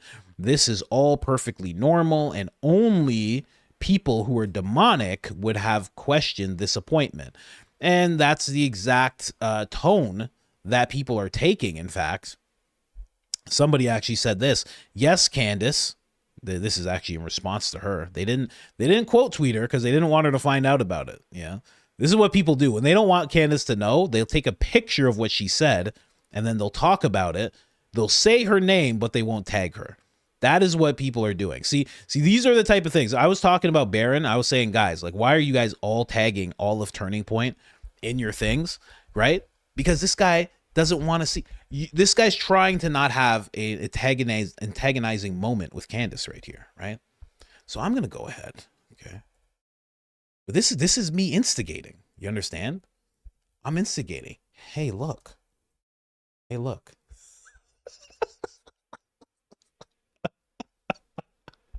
You see what I mean? When you do that, you're instigating. But Candace can handle the instigating, right? So I feel no way of doing this. I think she should see it. Anyway. But this guy is going to see that, and he's going to go, why the hell did this guy just tag her? And then he's going to see that I don't follow her. He's going to see all my videos and tweets, and then he's going to go, oh, that's why. Okay, I hate that guy. He's probably going to block me. Yes, Candace Owens. Erika Kirk is a grieving widow. And also, just to say about Baron, obviously Baron is going hard at the Turning Point team, so obviously he doesn't care. But I said that just in case he did, because you don't just do things like that. You have to know where the person stands on wanting that. Like, I'll tell you right now, I don't want you to do that for me. I'll tag who I need to tag in my tweets, in my posts. I'm good. Don't worry. Big boy over here. Big boy. Bigger than most, honestly. So I'll handle my own business. But Baron is going hard. Anyway, yes, Candace Owens, Erika Kirk is a grieving widow. And yes, you are demonic. Charlie Kirk was selected for this role. So Erika is replacing him as she should.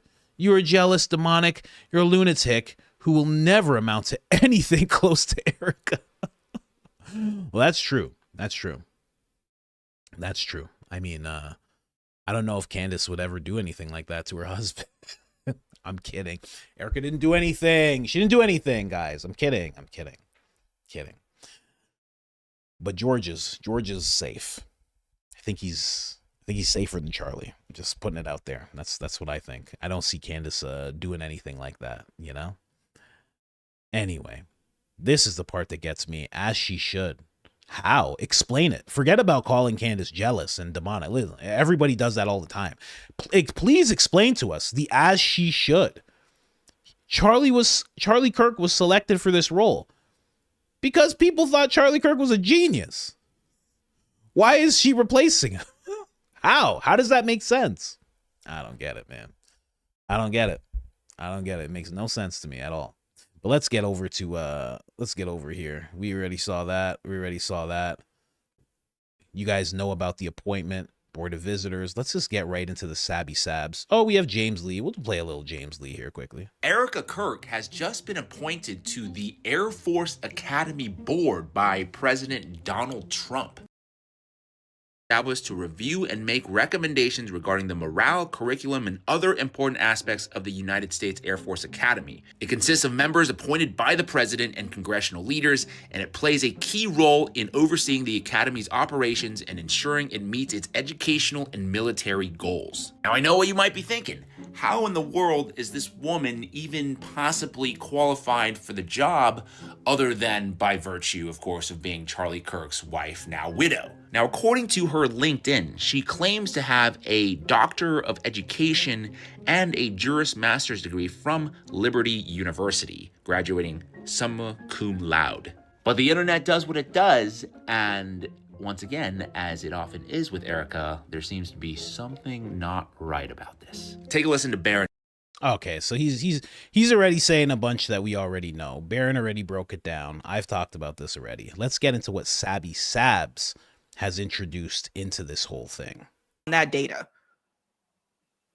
One of them being Cabot Phillips, who for some reason, this information was deleted, but people had screenshots from before. Very fishy, right? It's almost as if she was sent right to Turning Point USA for a reason. This flew over my head. So Erika gets with Charlie, etc. They get married. They have kids, all this stuff. You know what I didn't notice happened last year in March? Charlie Kirk was appointed to the Air Force Academy Board of Visitors by President Trump. Did everybody know about this? So here we go again with the military connection. In a series of military academy board changes, Trump appointed TPUSA founder and CEO Charlie Kirk to the United States Air Force Academy Board of Visitors. On Monday, Trump appointed Doug Nicolai, Dan Clark, Tommy Tuberville, and Dina Powell, along with Kirk. You can see the post here. Charlie Kirk said, "Thank you, Mr. President. The American people deserve service academies with exactly one."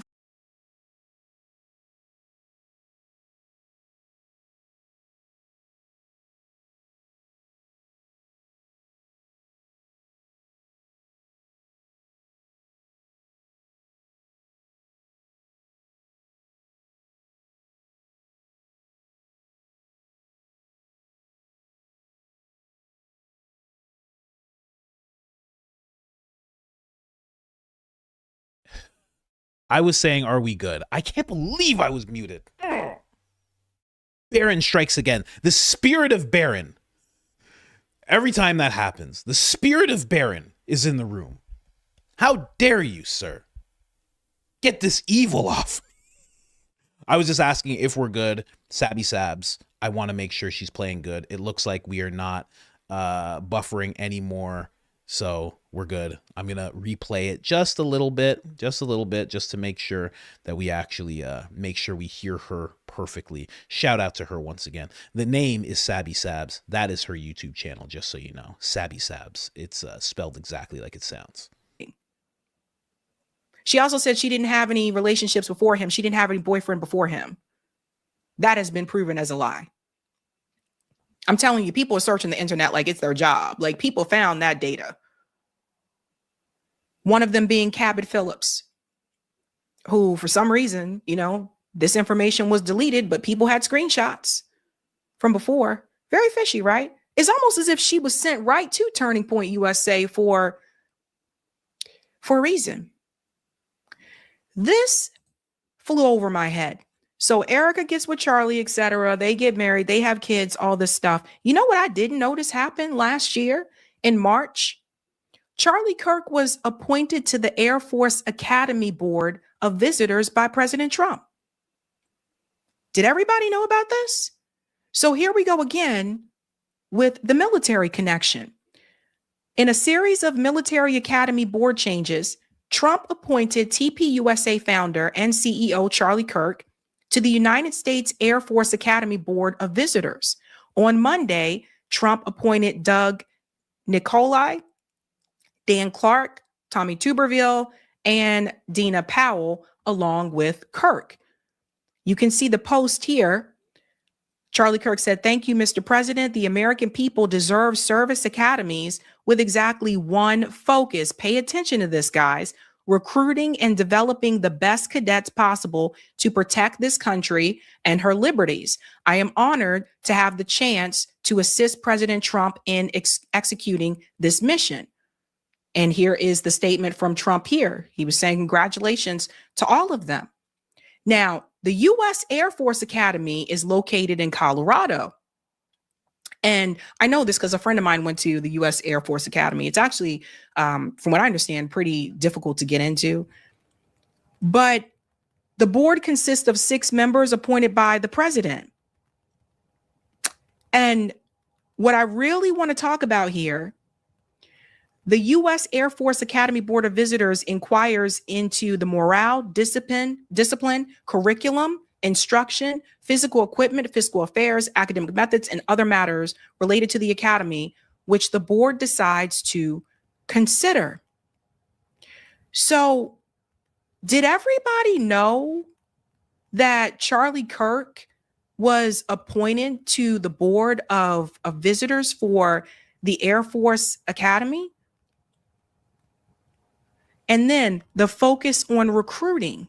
Now, we all know, I've been covering this, I think since I started this show in 2021, that military recruitment was down in the United States.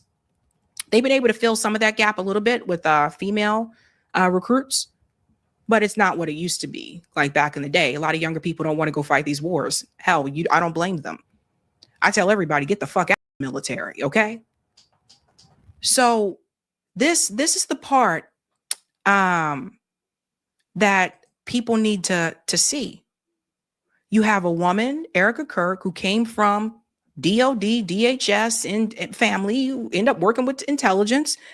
She gets married to Charlie Kirk, who, it started Turning Point USA at that time. And now further down the line, we see Charlie Kirk is appointed to the Board of Visitors at the Air Force Academy with a focus on recruitment. Let's go on. Here's another. And also to add to that, right? This is 2 months ago. Now we know that she is on those boards. So everything she just said about Erika, plus the fact that now she has replaced Charlie and she is on that board. I mean, it starts to look a certain way as you get deeper and deeper into this odd rabbit hole that we are seeing. This rabbit hole is being made in real time. It's being dug out in real time. We're watching it happen. It's not one that we stumbled onto years after the fact. We're seeing it all happen. It looks very weird. Like that guy said, as she should be. No one can explain why. Even with what she just mentioned about what they look after, I love Charlie. But I'll be like, nah, he doesn't need to be there. Now, I already pointed out to you, he's really there not because he has experience and he should be there. He's there to make sure Pres Orange and every single executive order that he wants to put into play is pushed properly. He's there so he can question the lieutenant generals, like I showed you in those minutes. He's there so he could question them forcefully in an intelligent way to make sure they're actually doing what is said that they should be doing. And it gives Charlie an opportunity to now communicate directly with the president and be like, talk about all sorts of things, but also talk about whether or not they're making headway in this whole thing, which is the whole revamp of the military. Like, this is part of the revamp, right? Pete Hegseth talked about it. They wanted to revamp everything, the recruiting process, who's involved with the recruiting process, what it looks like, the roles of genders within it, like everything. Pete's trying to revamp everything. So what Charlie's doing is actually a big part of it, and he's just there as a Pres Orange voice, basically, doing the things that the Pres himself can't go and do. Another one. Didn't know this happened either. Pentagon official denies report of Charlie Kirk military recruitment drive. So see, apparently this got out as well. This was reported by Al Jazeera. Let's get into this one here. The U.S. Department of Defense, so here we go with the DoD again, has denied reports that it plans to launch a recruiting drive to honor the legacy of conservative activist Charlie Kirk, who was shot and killed at a Utah University event. Listen to this. U.S. network NBC first reported the news on Thursday. Let's go on down here. NBC said the Pentagon was debating slogans such as Charlie has awakened a generation of warriors as part of its campaign drive, although Kirk himself was not a military veteran. The military also hoped to work with Kirk's political organization, Turning Point USA, as part of its recruitment drive. That's what the story said at that time. Turning Point was credited with helping Trump win in 2024 through its work with young voters on high school and university campuses. Pentagon Press Secretary Kingsley Wilson told Fox News this is not happening and called it a false claim. But ladies and gentlemen, where did this come from? Do you really think the DoD is going to say, yeah, that's the plan? No. But again, Department of Defense, recruitment.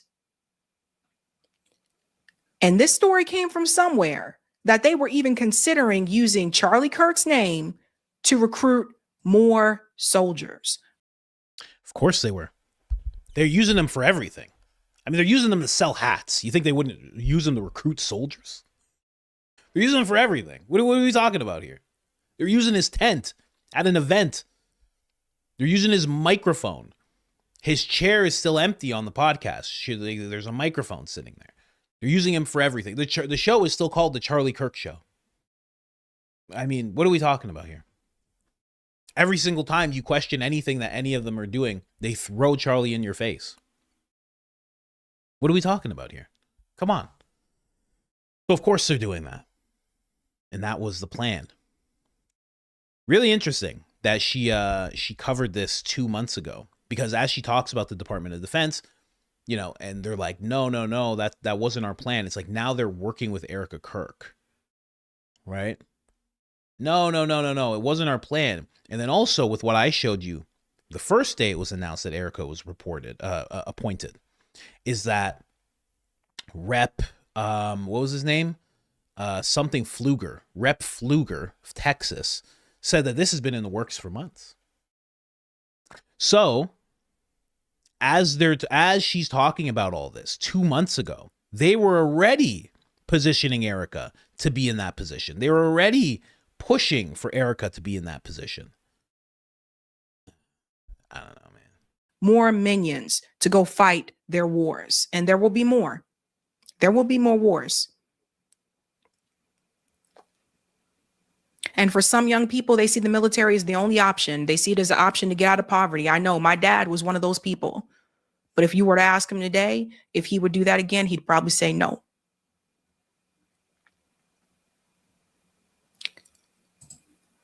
The point is TPUSA being used as a military recruitment machine? Now let's go a little bit deeper here, okay? Because of course it is. It's being used as a machine to, I mean, it's already had the express use of being something that converts younger people to the conservative movement. It's a bridge. That's why they have the civil dialogue. That's why they have the big political stunts, because it's supposed to act as a bridge where you can come there, you can ask him a question. He might own you. You might own him, right? But you get to have the conversation with somebody who's dialed in and isn't just going to call you names and get aggressive with you, which is Charlie Kirk. You get to have that good conversation. So it's already used for that, right? Then the current admin comes into power. So of course the current admin is going to use it for whatever purposes they have in mind. And now they have the not the founder, but the CEO and chair of the board working in a DoD position. So is it? Of course that's what they're going to do with it. I want you to look at Charlie Kirk's mentor. His name was Bill Montgomery. Now he passed away, but listen to this. I don't know what happened to the article. There we go. Bill Montgomery. He co-founded conservative political organization Turning Point USA with Charlie Kirk. He became his mentor. Now, he died due to complications of the Rona. But I want you to see something here. Guess where Bill also came from? The United States Air Force. Is everybody making the connections? So Bill served with the Air Force. He was a part of the reserves. And you'll see here, again, like I said, he was described as his mentor. Montgomery Was his mentor included by advising him to start Turning Point USA rather than attend college? So you have someone who was a mentor of Charlie Kirk who basically convinced him not to go to college and to start Turning Point USA instead, who was also military. Again, Charlie Kirk, not military. I'm just pointing out all these military people. Let's go on a little bit more. Then we got to get to the advisory board. And this is the one, again, shout out to friend of the show who sent this to me. These are the board of directors, but what I want to focus on is the board of the advisory council. Check this out. There's a lot of people here on the advisory council. One that kind of sticks out, this couple, Al and Lisa Hartman. I think this is the one I wanted to click on. If it's not them, it's the other one.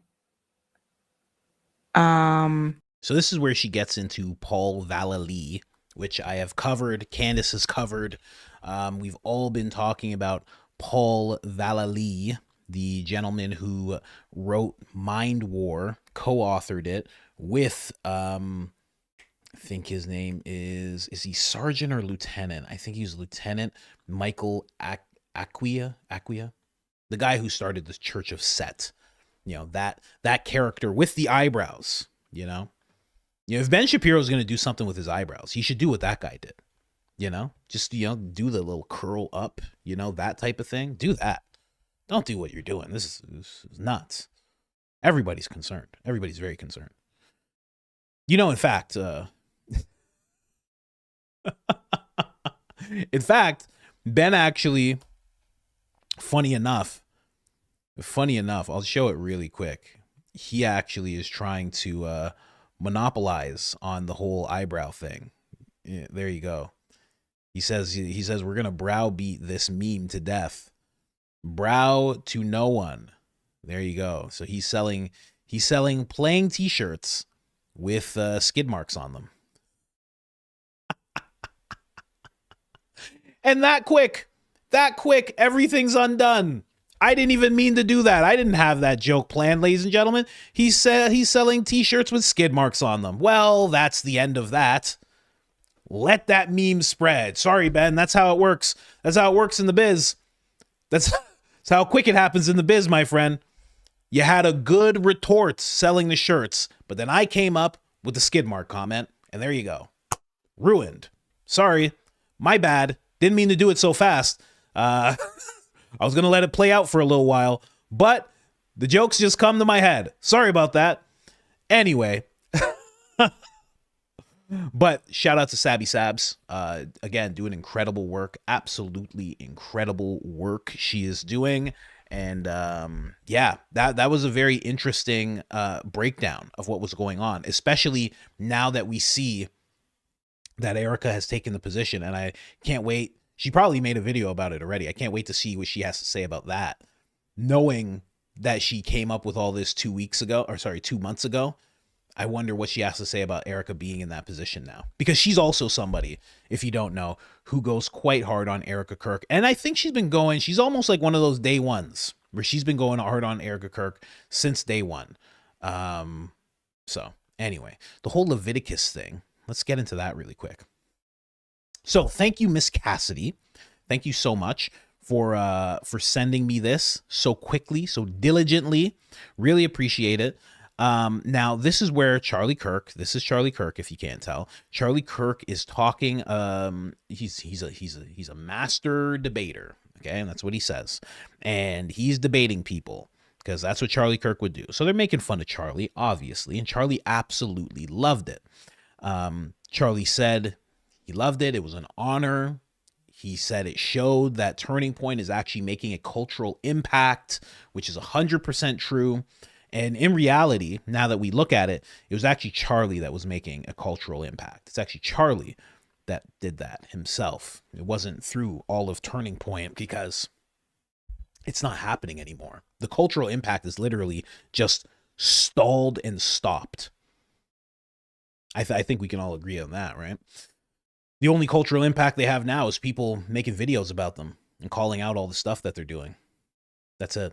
That's what it's come to. So, but somebody was talking about Leviticus 3. Now, they were like, oh, somebody said that he was misquoted, that they misquoted Leviticus 3. But the thing is, in this clip, he says Leviticus 3:17. So 3:17, he quotes perfectly. But what is very telling about this, and it's kind of like the Simpsons syndrome, right? As you guys know, I'm sure you've seen it. The Simpsons has predicted weird future events, from the golden staircase of Prez going down to all those guys touching that orb, to so many different things. I mean, there's at least 40 different things that they've predicted. Some of them terrifying, some of them funny, right? They've predicted a lot. But now it seems like maybe it's South Park's time to start predicting things, because the whole of what Leviticus 3 is about. So yes, the verse they got right. He said 3:17. They got that verse completely right. But the entirety of what Leviticus 3 outlines is the law of peace offerings, quote unquote. I like that they're calling them that. Peace offerings is also called the fellowship offering, right? A voluntary sacrifice that is expressed through gratitude, fulfilled vows, or celebrated a joyful relationship with God. It was not required for sin atonement, but a symbolism of restored fellowship between God and his people. The offering could be anything from cattle to sheep to goats. You know, oh, he's the goat. Always without blemish, and was presented at the tent of the meeting. The tent of meeting. My God, I didn't read this before, guys. My goodness me. I did not read that beforehand, guys. Well. Okay. So this offering was supposed to be presented at the tent of meeting. Charlie Kirk, in case I have to sound it out for anybody, Charlie Kirk also at a tent of meeting when he passed away. So, anyway, that's crazy. That's wild. Absolutely wild. I don't know. I do know. I know exactly what it seems like, especially pairing it with what Candace showed when she was saying the shape of where Charlie was, where he passed away, right? Wow. That's all I can say there is wow. Let's go on. The offerer laid hands on the animal's head, symbolizing identification and dedication, and then slaughtered it. Now, again, I didn't read this before. That reads to me like the exact thing that I brought up before, which is what I thought when Charlie was prayed over by that priest. Candace said it didn't make sense because they had all sorts of threats and weird things happen all the time, and they would always laugh it off. So the fact that Charlie thought to himself, these people at Etsy, at Jezebel, have just put a spell on me or a curse on me. Oh, I must be prayed over. I need this to happen as soon as possible. That didn't make any sense to Candace. Didn't make any sense to me. And the first thing my mind went to was the occult. I was like, well, this is what they would do before somebody was offered, as they put it. Before someone was offered, they would pray over them.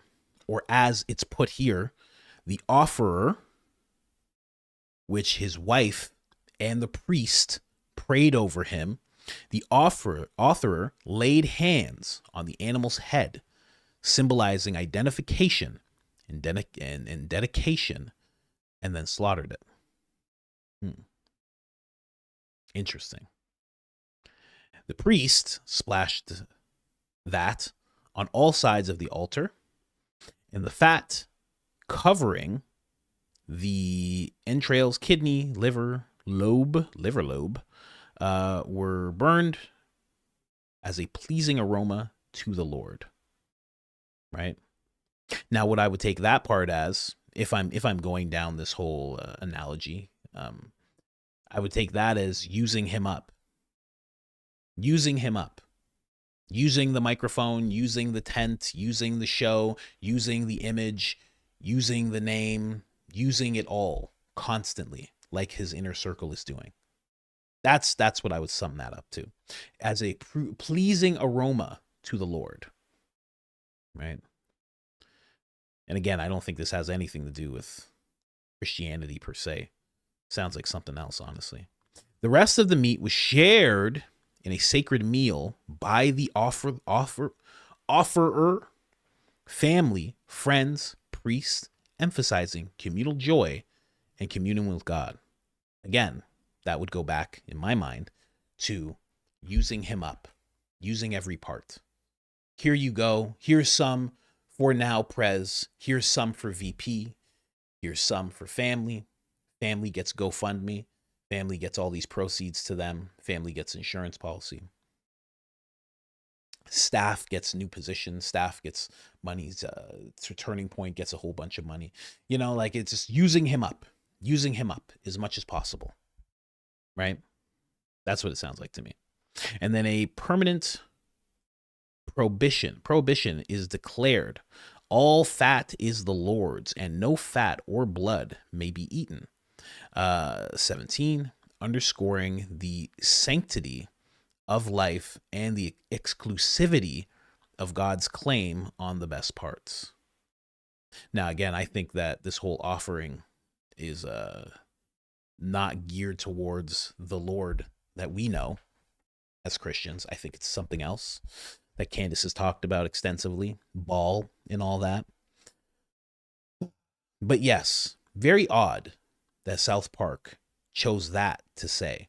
Now, I'm sure Charlie has like brought up Leviticus in his many times sitting under these tents. I'm sure he has, but I just find it so interesting that they did that they made that prediction in a sense, you know? So interesting. But that I just wanted to bring that up because, you know, Miss Cassidy, she was so nice as to super chat that, tell us about that, then also supplied that clip, which I don't feel like I can play. Comedy Central is actually very tight at times, and basically he just says Leviticus 3:17, and he just says it really fast. That's basically it. Now, if we just keep going just a little bit, let me see here. We have that. I won't play that. There's a new author. Where is my phone? Because somebody in the comment section actually hit me with something. My buddy said, I'm hearing no sound. Thank you so much, man. Thank you, Chris. Appreciate you. We got to talk soon. Thank you for watching, man.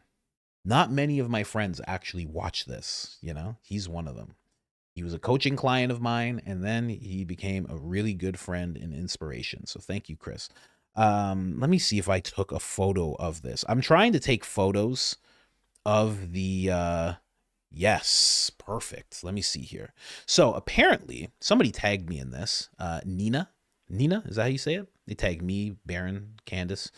Oh, what the fresh hell is this? So Arkansas Turning Point to announce a partner. Oh, that was the clip, by the way, Lance. I think I've been forgetting to say that. That was the clip.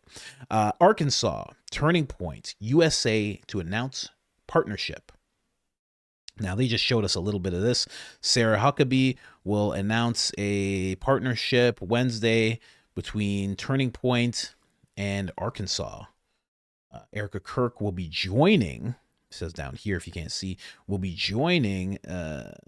join Sanders for the announcement. Kirk is expected to announce a statewide partnership with Club America. Now, that's all they showed us on here. Somebody in the comments said the same thing. It said the officials with the governor's office have not released the details of the announcement, but is expected to be made at 1 p.m. That's in half an hour. Okay. And then they said anything less than her arrest is all that's acceptable. But, you know, obviously that's not going to happen. What's going to happen is some kind of partnership is going to be announced. I have no idea what it can possibly be. My mind right away goes to Turning Point chapters in high schools. That's where my mind goes right away, just based on the way things are going with Turning Point. But who knows? They could be building a big office there, something. I don't know. But there is some kind of partnership being announced. Don't get it. Don't know what it is. It's pretty wild. But what else do we got here? And we have this one thing here. I'll play this for you guys really quick. And Lance, that's a clip. That's it. That's the clip. Why not? But and maybe we'll be able to attach it. I'm going to do the super chats in a second. Maybe as the super chats are going on, the announcement will be made and we'll be able to talk about it a little bit. That's what I'm hoping. Should be on YouTube. Maybe we'll be able to watch it. If anybody, as 1 a.m. goes, 1 p.m. comes around, if anybody jumps on YouTube and sees it going on, please let us know in the chat.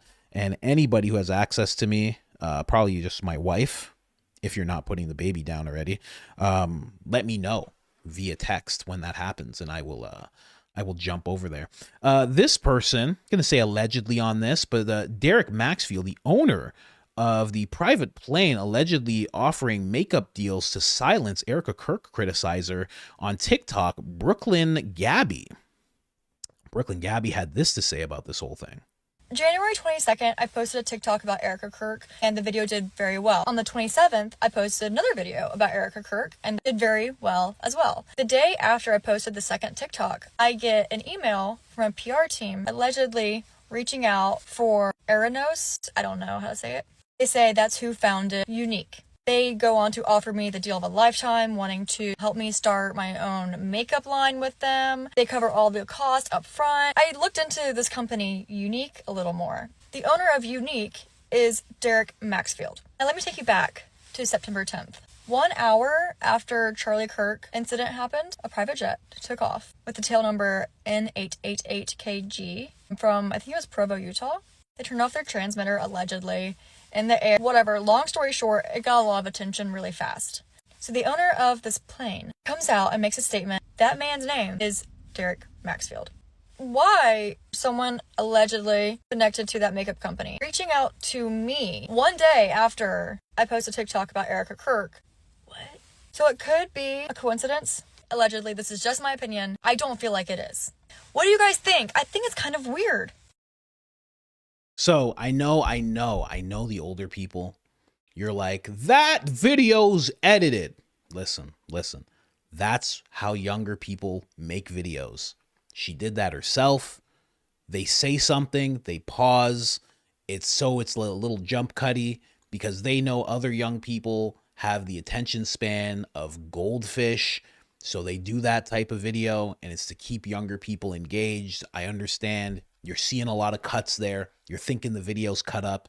It's not. That's exactly how that young lady intended for that video to be shown to you. I know. It's very weird. I get it. But that's exactly how the video was supposed to be shown. Very odd.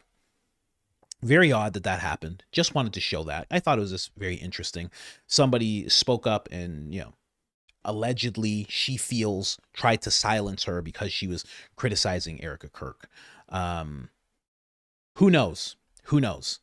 I mean, they've tried to silence Candace. They've tried to silence Wolves in Finance. They've tried to silence a few people, quite honestly. They're trying to silence Tucker. Well, they aren't. I shouldn't say Turning Point's trying. Turning Point actually has done very well by Tucker. Undeniably, Can't say that they're doing anything negative to Tucker at all, actually. But could be. I mean, very interesting. Very interesting stuff. Let's get to these super chats. Dun dun dun dun. Somebody's asking about the membership benefits. Oh, this is Dorothy. Let me throw it in the screen there. You're asking about the membership benefits. The benefit of the membership is that we do a live stream, an extra one, which we'll be doing today. I actually have to announce that ASAP as soon as I have a chance. We do a live stream where we are kind of just free flowing. We are not focusing on the investigation. We are not focusing on Candace. I think today we're going to be talking about some conspiracy iceberg stuff. We're going to be talking about some weird stories. I'm going to get into some weird stories, and we're just overall taking questions, talking, and just having a good time, just connecting. That's the basic of it. And also when it comes to like comments, I try to prioritize the people who have memberships just in terms of answering them. You guys know I jump into the comments quite a bit, but you know, I do have a tab now. Oh, I got some emails. I do have a tab now where I can just click members and just see the members' comments. And I do like to engage with them. Again, this is just so, you know, we can actually engage in a different way. Okay, let's see here. Let's see what this person sent me. A few names of photographers for the next modeling agency in NYC during mid-aughts. Let's see here. Key photographers frequently associated with next modeling. Enrique, Mario. Okay. All right. Who is this? Bobby. Thank you very much, Bobby. I'm definitely going to look into that. And then also maybe Erika photographer. Sorry about the screenshots. Love it. Keep going, Max. Truth of Justice. Thank you so much, Winston. Thank you very much, Winston. Maybe the photographer. Love you. Let me see here. Offering. Okay. Grew up in Phoenix. All right. I'll look into that. Ah, see, none of them start with R though. So I have to look into that. I don't want to have to contact Jillian. I'm not going to do that. Right? Also, you know, if people from the wellness company are watching, I like the product. So we'll talk. We will talk soon.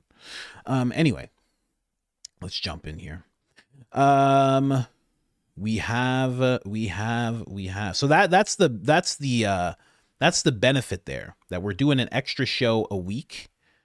And I'm thinking about just putting aside my Saturdays completely just for absolutely nothing and rest, and maybe doing a show on Sunday, the extra show. I'm considering that, but I want to see how Tuesdays go. We were going to do Tuesday this week, but the wife's birthday got in the way. But that is the main benefit of the memberships. That's the basic of it.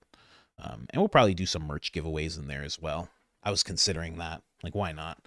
Why not give away some merch inside of there? Just for fun. Samson of Sam Father, Looking Glass plus Book of Revelations equals Avengers Infinity War. Yeah, right? That's good observation there. Very good observation there. And there's so many movies like that. You know, because those people who are making those movies, they're a part of that club, right? And some of them want to talk about things, or they have the karmic law of consent that they have to abide by, and they have to put some of it in your face. So they will do things like that, right? Like I was saying, especially movies will really, really show you that stuff. Live in real life says nothing, just throws a cup of coffee at me. Yeah, my coffee's already done. I don't know what happened with that coffee. Honey, did you spill the coffee? Did you spill it, honey? It's fine if you did. I'm just trying to figure out what happened, because I made it. Me and my kid made it, because the kid loves helping make coffee and tea and stuff. And then all of a sudden, it's just gone. It was crazy. Anyway, let's keep going here. Moira. What does Myra have to say? Good morning. Thank you so much. Good morning. Thank you so much. Really appreciate you. Let's keep going here. The Smutty Truth. Whoop, whoop. 14. I'm in Canada, and my heat is on 23 all winter. We love you. Stay clear. Stay focused. Protect these kids. Yeah, I like it cold. I make it cold. Very, very cold. Always. At night, you're sleeping, right? There's body heat and all that stuff. So it's good. You're under a blanket. It's great. But then when you get up, it's like, oh, you go and shower. You get out of the shower. You're like, oh, this is the worst decision I could have possibly made. And I do that every day. because it helps your sleep. I need good sleep. Although I only sleep 6 hours a night. I still need good sleep. Chris Webby's Raw Thoughts. I don't know what that is. What is that, a 5? Is that a 6? Give it a listen. I have been listening to Chris Webby. I've seen, I think he's tagged me in some things. I've seen him tag Ian in some things. I have listened to him. He's pretty good. He's pretty good.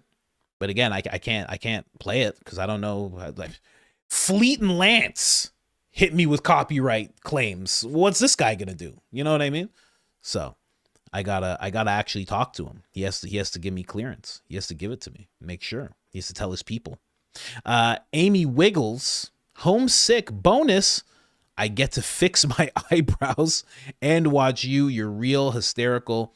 Show God's love. My 15 and 16-year-olds, my kids, love your no poppy dance. Do they? Wow.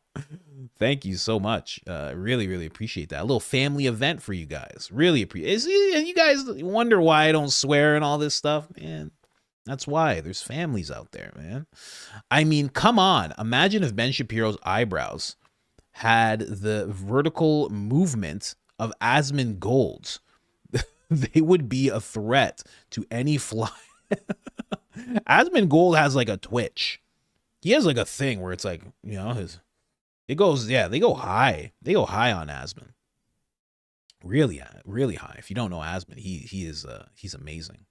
Thank you for no cursing, Poppy. Thank you, Jamie. Look at Jamie. Jamie coming in very subtly. You know, you got to watch out with Jamie. It's one of the nicer super chats from Jamie, but you gotta just watch out for Jamie. You know, Curious Joel. I love how in Fleet's videos, Erika is covering herself in sparkles in one frame, and the next she is clean and has to add more sparkles. Constant sparkles are necessary. Sparkles are to Erika what oxygen is to humans. Yeah, that is part of the hilarity. It's probably a little glitch with the AI and what she's using, but it adds such a comedic element to it.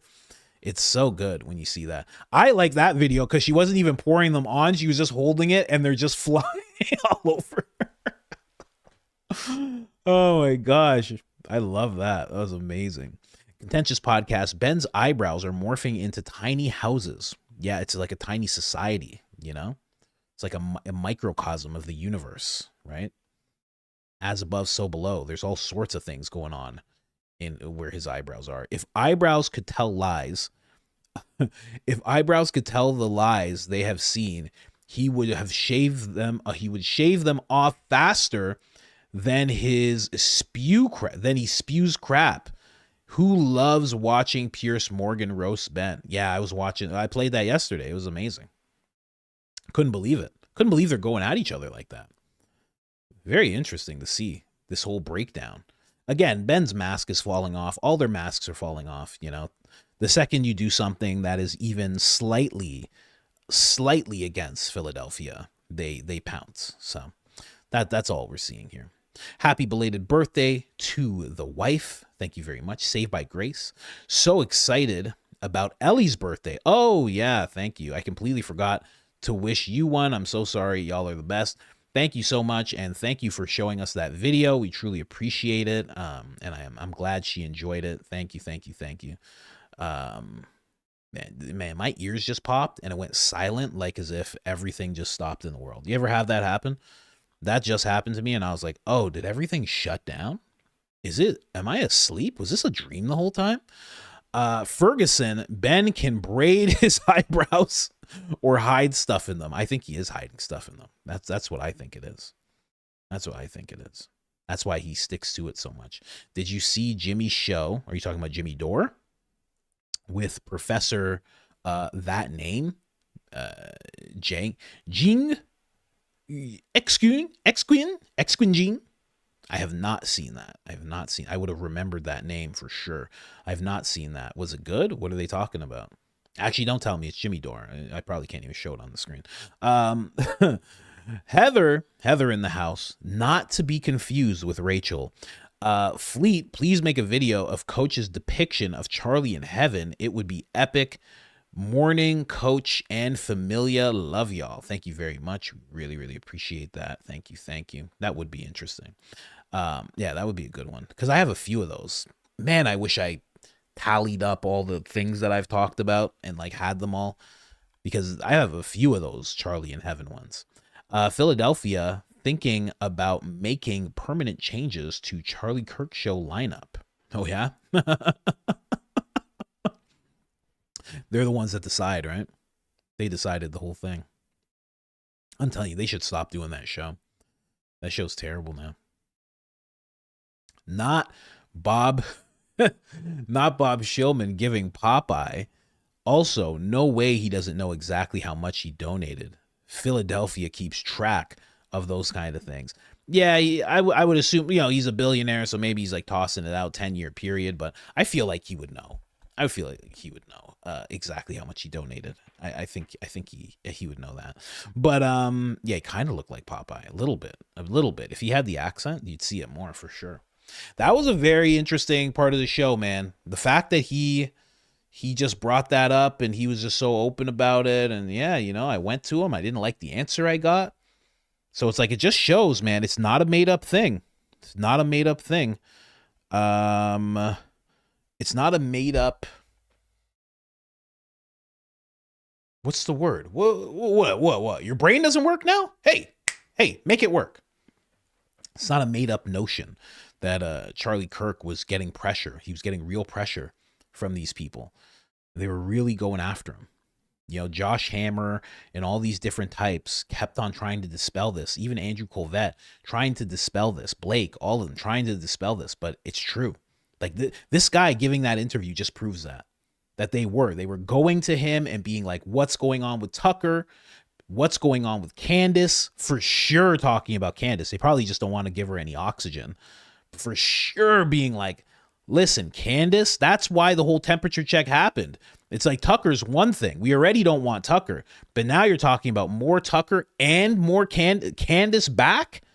That's why the temperature check happened. That's why they had to stop this. If Candace had took a turning point stage just one more time, the things she would have made sure to say, especially if Charlie was going around at this point telling people to go max and talk about whatever they want to talk about. Oh my God. Oh my gosh. Anyway, let's keep going. Do you think the weakest link, Andrew or Blake? The weakest link, I would think it. That's a hard actually. I think Blake will break first.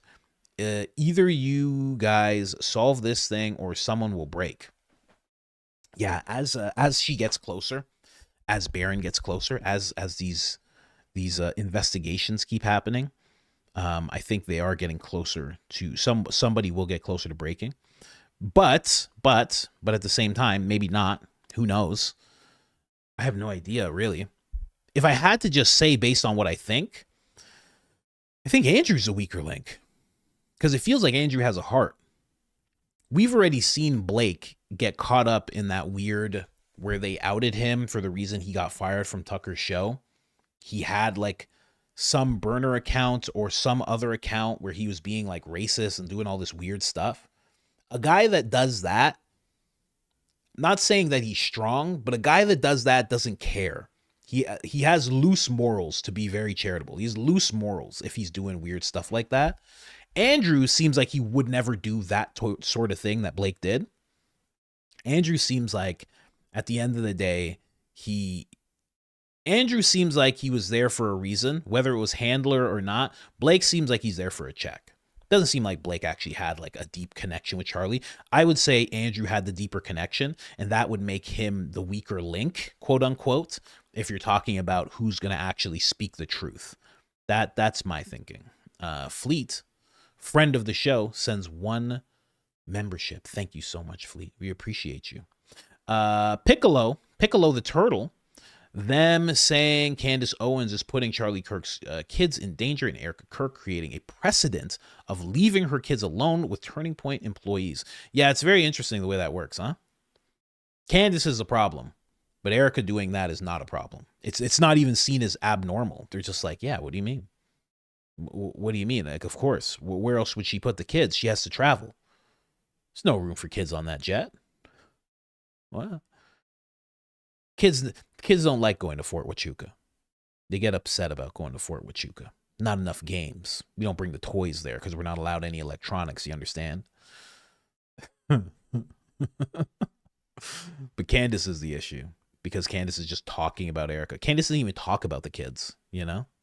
They're just throwing whatever they can at you. They're just trying to they're just throwing sympathy slop at you. They're just like, where does it stick?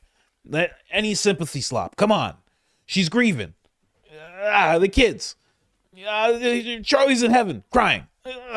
Charlie hates this. Just anything they can do. That's all they're trying to do right now. Nancy Rose, but not Rose, but Rose. Okay. Erika should be doing campus debates under a tent with the label "Prove Me Right." LOL. Because she lies so much, it would be interesting to see if somebody could actually, if she could actually be truthful about anything. She should just do those debates in general. Not even that way. She should do those debates. It makes sense for her to replace Charlie in every single way. Not in that way. Go do the debates. Go get under the tent. Hold the microphone. Go toe to toe with all these kids. I don't understand. Why is she supposed to replace him in everything except for that? That's weird. You know? It's just like a little buffet. It's just a little buffet of whatever Charlie did. I want some of that. I don't want that. I don't really like that. Interesting the way that works, huh? We got Ricky 2 Tim sends a membership. Thank you so much. Jamie. Oh gosh, guys, it's Jamie. Hold on. Coach, how scary is Dinesh and Dr. Bob? Those faces. Oh my God. 2 biggest nerds with so much power. Yeah, Dinesh for sure. For sure. It's just weird the way their faces were going. I mean, you're talking about Charlie passing away a couple days before. You're smiling. You're like, and you sent the text message it was 2 days before, and he's like, wow. Like, what's going on? Are you guys okay? You guys sure you're okay? Man.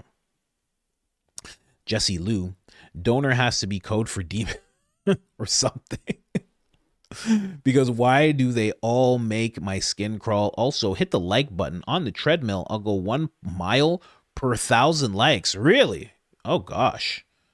Oh gosh. And I didn't read it until 2.5 hours in. Oh my. You okay? Are you all right?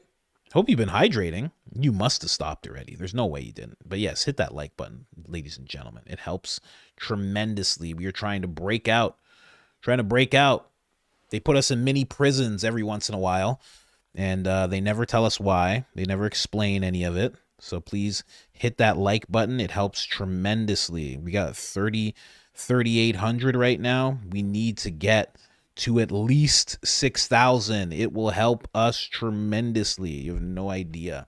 Anyways, artistry in bloom. They had to get rid of Charlie before he divorced Erika, or she wouldn't have had claim to his legacy. True. Remember, he had to put his wedding ring on. Now, yeah. I mean, it is possible. People have speculated this a bunch. Obviously, there's no way to know, but I don't know. It's so hard. So hard to know. And that, again, the reason I go silent like that is because it's so terrifying. If that was true, how terrifying is that?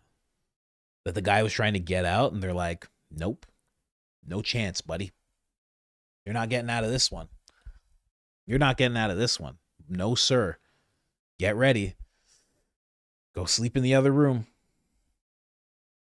This priest is here. Let him pray over you. Okay, that's all done. Bye. Somebody put a spell on you. If anything happens, maybe it's them. Oh yeah, the left doesn't like you either. If anything happens, maybe it's them. I don't know. Meanwhile, Ben Shapiro's looking at you weird.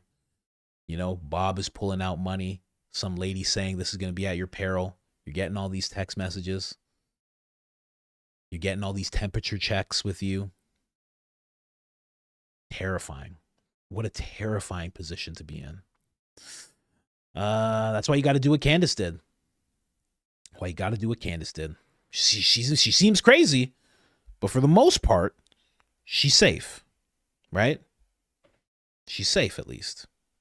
Heather sends a membership, not to be confused with Rachel, okay? Just so you guys know, okay? Contentious podcast. I didn't know Dr. Evil was a turning point.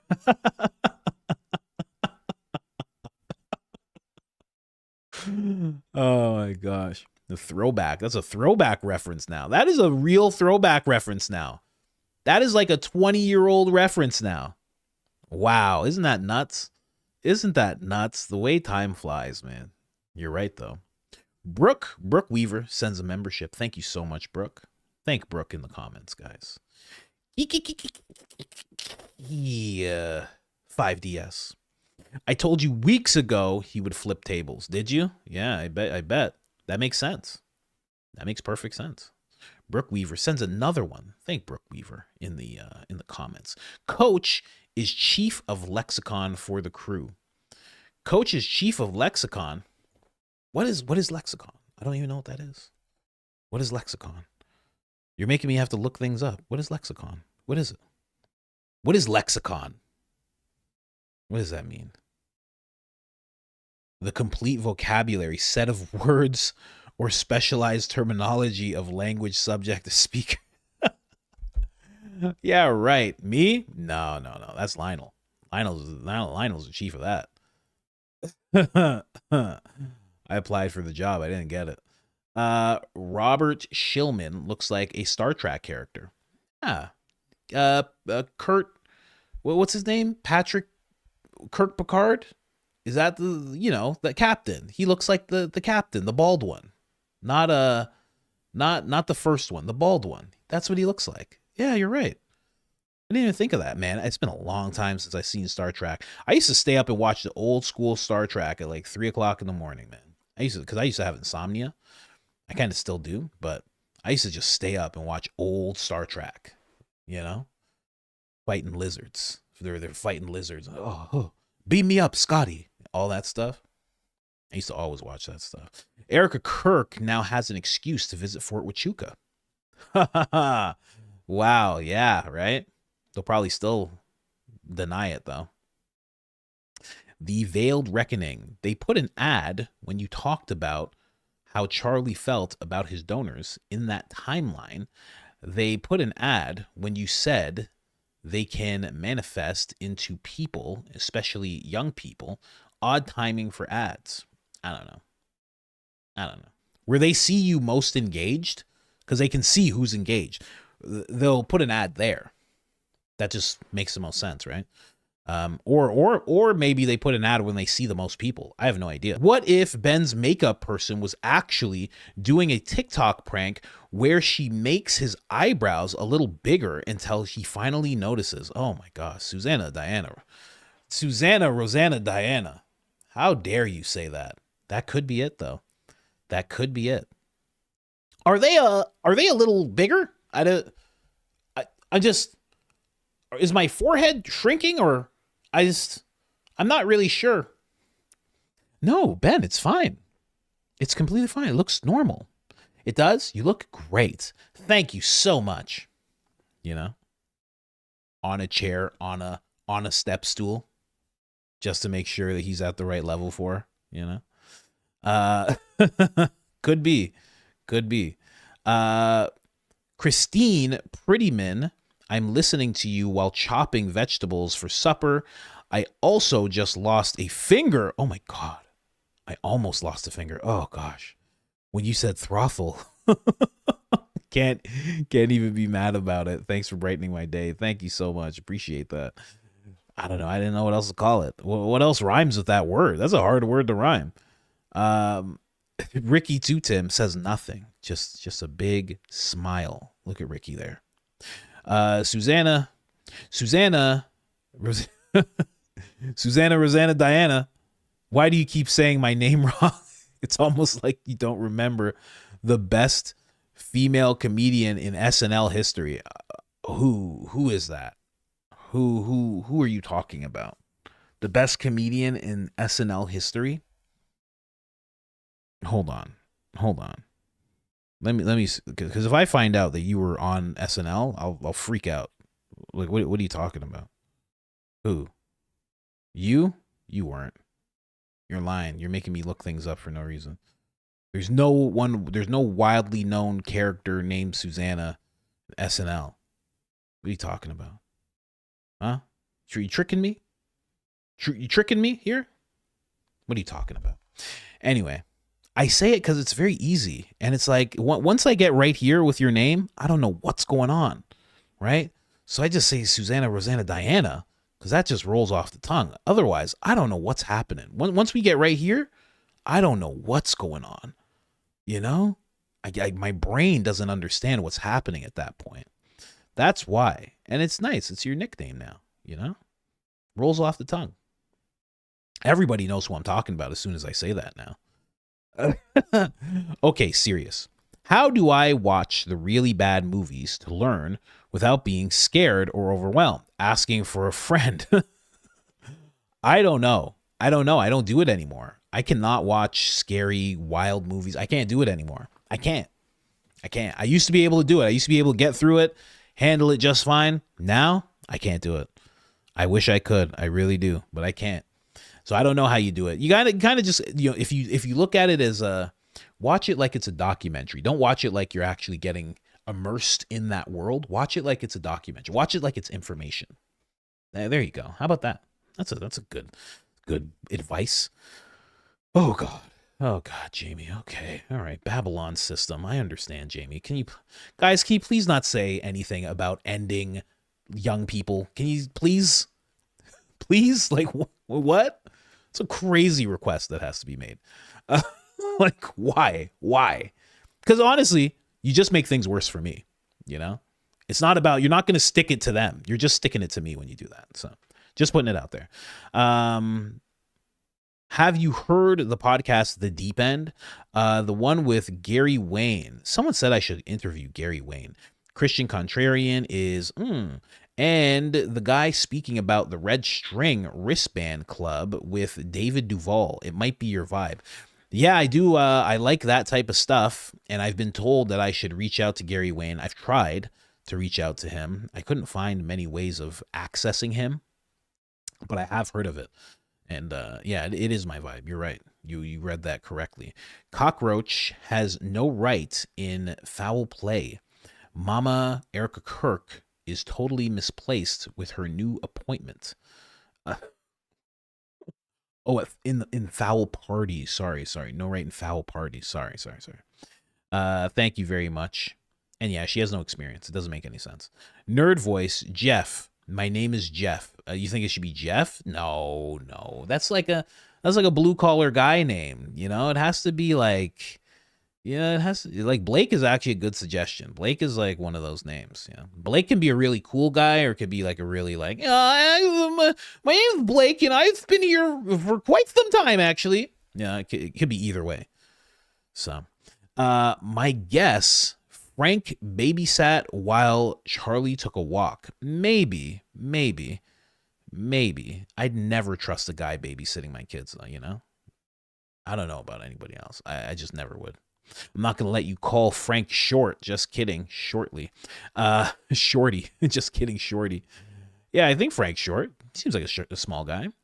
No, not as small as Ben or anything, but he's a small guy. Amy, Marissa's voice. My friend Stephanie started ATAX. Leanne, are you going to talk about more? Please don't talk about this again. Okay. Tucker's Law just passed. I was there when it was signed. All right. That is great. Please stop telling me about dead people. Please. Thanks.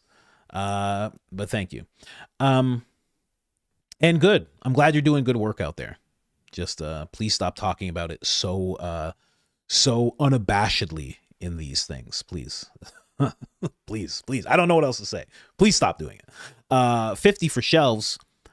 Civilian work with U.S. military in U.S. adds 1,000 extra regs and they dredge you in paperwork. Overseas is a whole new level of difficulty. Plus NATO rules. Avoid if possible. Civilian work with military in the U.S. adds 1,000 extra regs, and they drench you in paperwork. Overseas is a whole other level of difficulty. Huh. I wonder who handled all that for her then, for Erika, when she did go overseas like that. You think she handled it herself? I too swear at my friends to show love. Love maximum. Thank you so much. Really appreciate that. Erika Kirk is a traditional American DEI hire. Yeah, no one talks about DEI. Everybody will point at someone like Candace Owens. It actually positively impacts people like Erika that look like Erika more than anybody else. A lot of people don't know that. They always think it's like affirmative action, and it's not. It actually helps young to middle-age Caucasian women more than anybody, which it's they do need help too, because they have a hard time in a lot of fields, but nobody thinks about that at all. It also helps just younger people in general a lot, because there's a lot of younger people who have skills and they're not recognized because they just walked into whatever building. So they're considered a lot. But nobody talks about that. They just think it's Candace's, they think it's just me and Candace who get the DI opportunities. Not the case. Not the case. That would be like my husband dying and I replace him at his job as an aircraft mechanic. I wouldn't get on that plane. Yeah. Don't do that. Don't do that. If they for some reason suggest that to you, absolutely say no. Say, actually, you know what? I'm actually not doing that. Just look at them just straight in the face and say, thank you for the condolences. God forbid as well. God forbid. Let's see. Turning Point, Arkansas announcement. Because it's 1:00. Where's the announcement being made? Oh, gee, what? To make special announcement. They haven't made it yet. Arkansas partnership. So it hasn't been made yet? Sarah Huckabee. No. So it hasn't been made yet. What is it going to be? Hold on.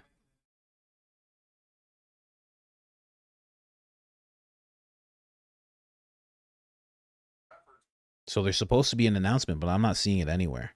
If anybody stumbles onto that announcement, please let me know, and we'll discuss it before we get out of here. Arkansas Turning Point announcement, to see if anything pops up here. Nothing yet. It's just all about what is going to happen. Huh. Okay. Let me know if it happens, guys. But yes, don't get on that plane. 100% don't get on that plane. Cuckoo Librarian Girl, have you seen 1979 Leslie ebook, The King of J, King of the J, making rounds on X? Summary is wild. Lead character, Trumpelman. Author looks so much like that guy. Many pictures of him online. Mind blowing. No, I have not seen that. I haven't seen that at all, actually. No, I've never even heard of that. That donor that pulled out looks like a Minecraft villager character. Where is his neck? Thanks for all your hard work, Coach. Jeez. Very concise, very insulting. I mean, just, very, very direct.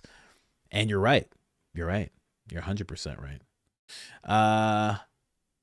Fleet, making money on someone else's joke. That was a very Philly thing of BS to do. That's so funny. Ben Shapiro is BS.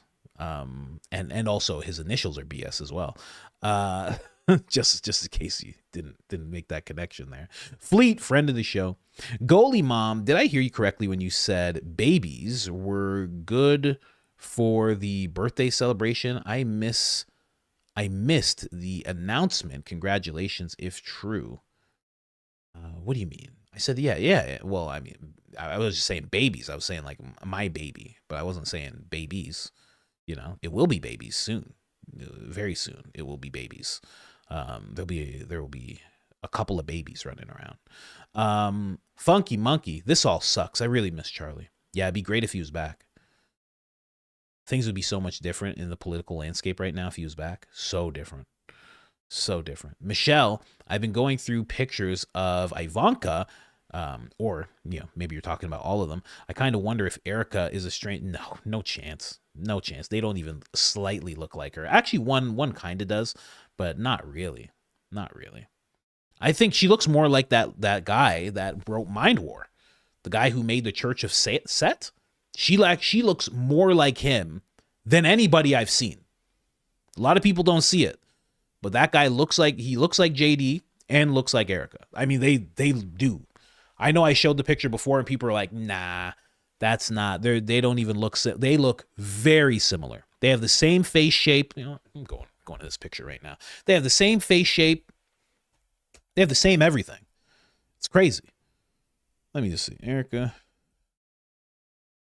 Kirk, JD. They look more alike than anybody. Pull it up. Pull that up.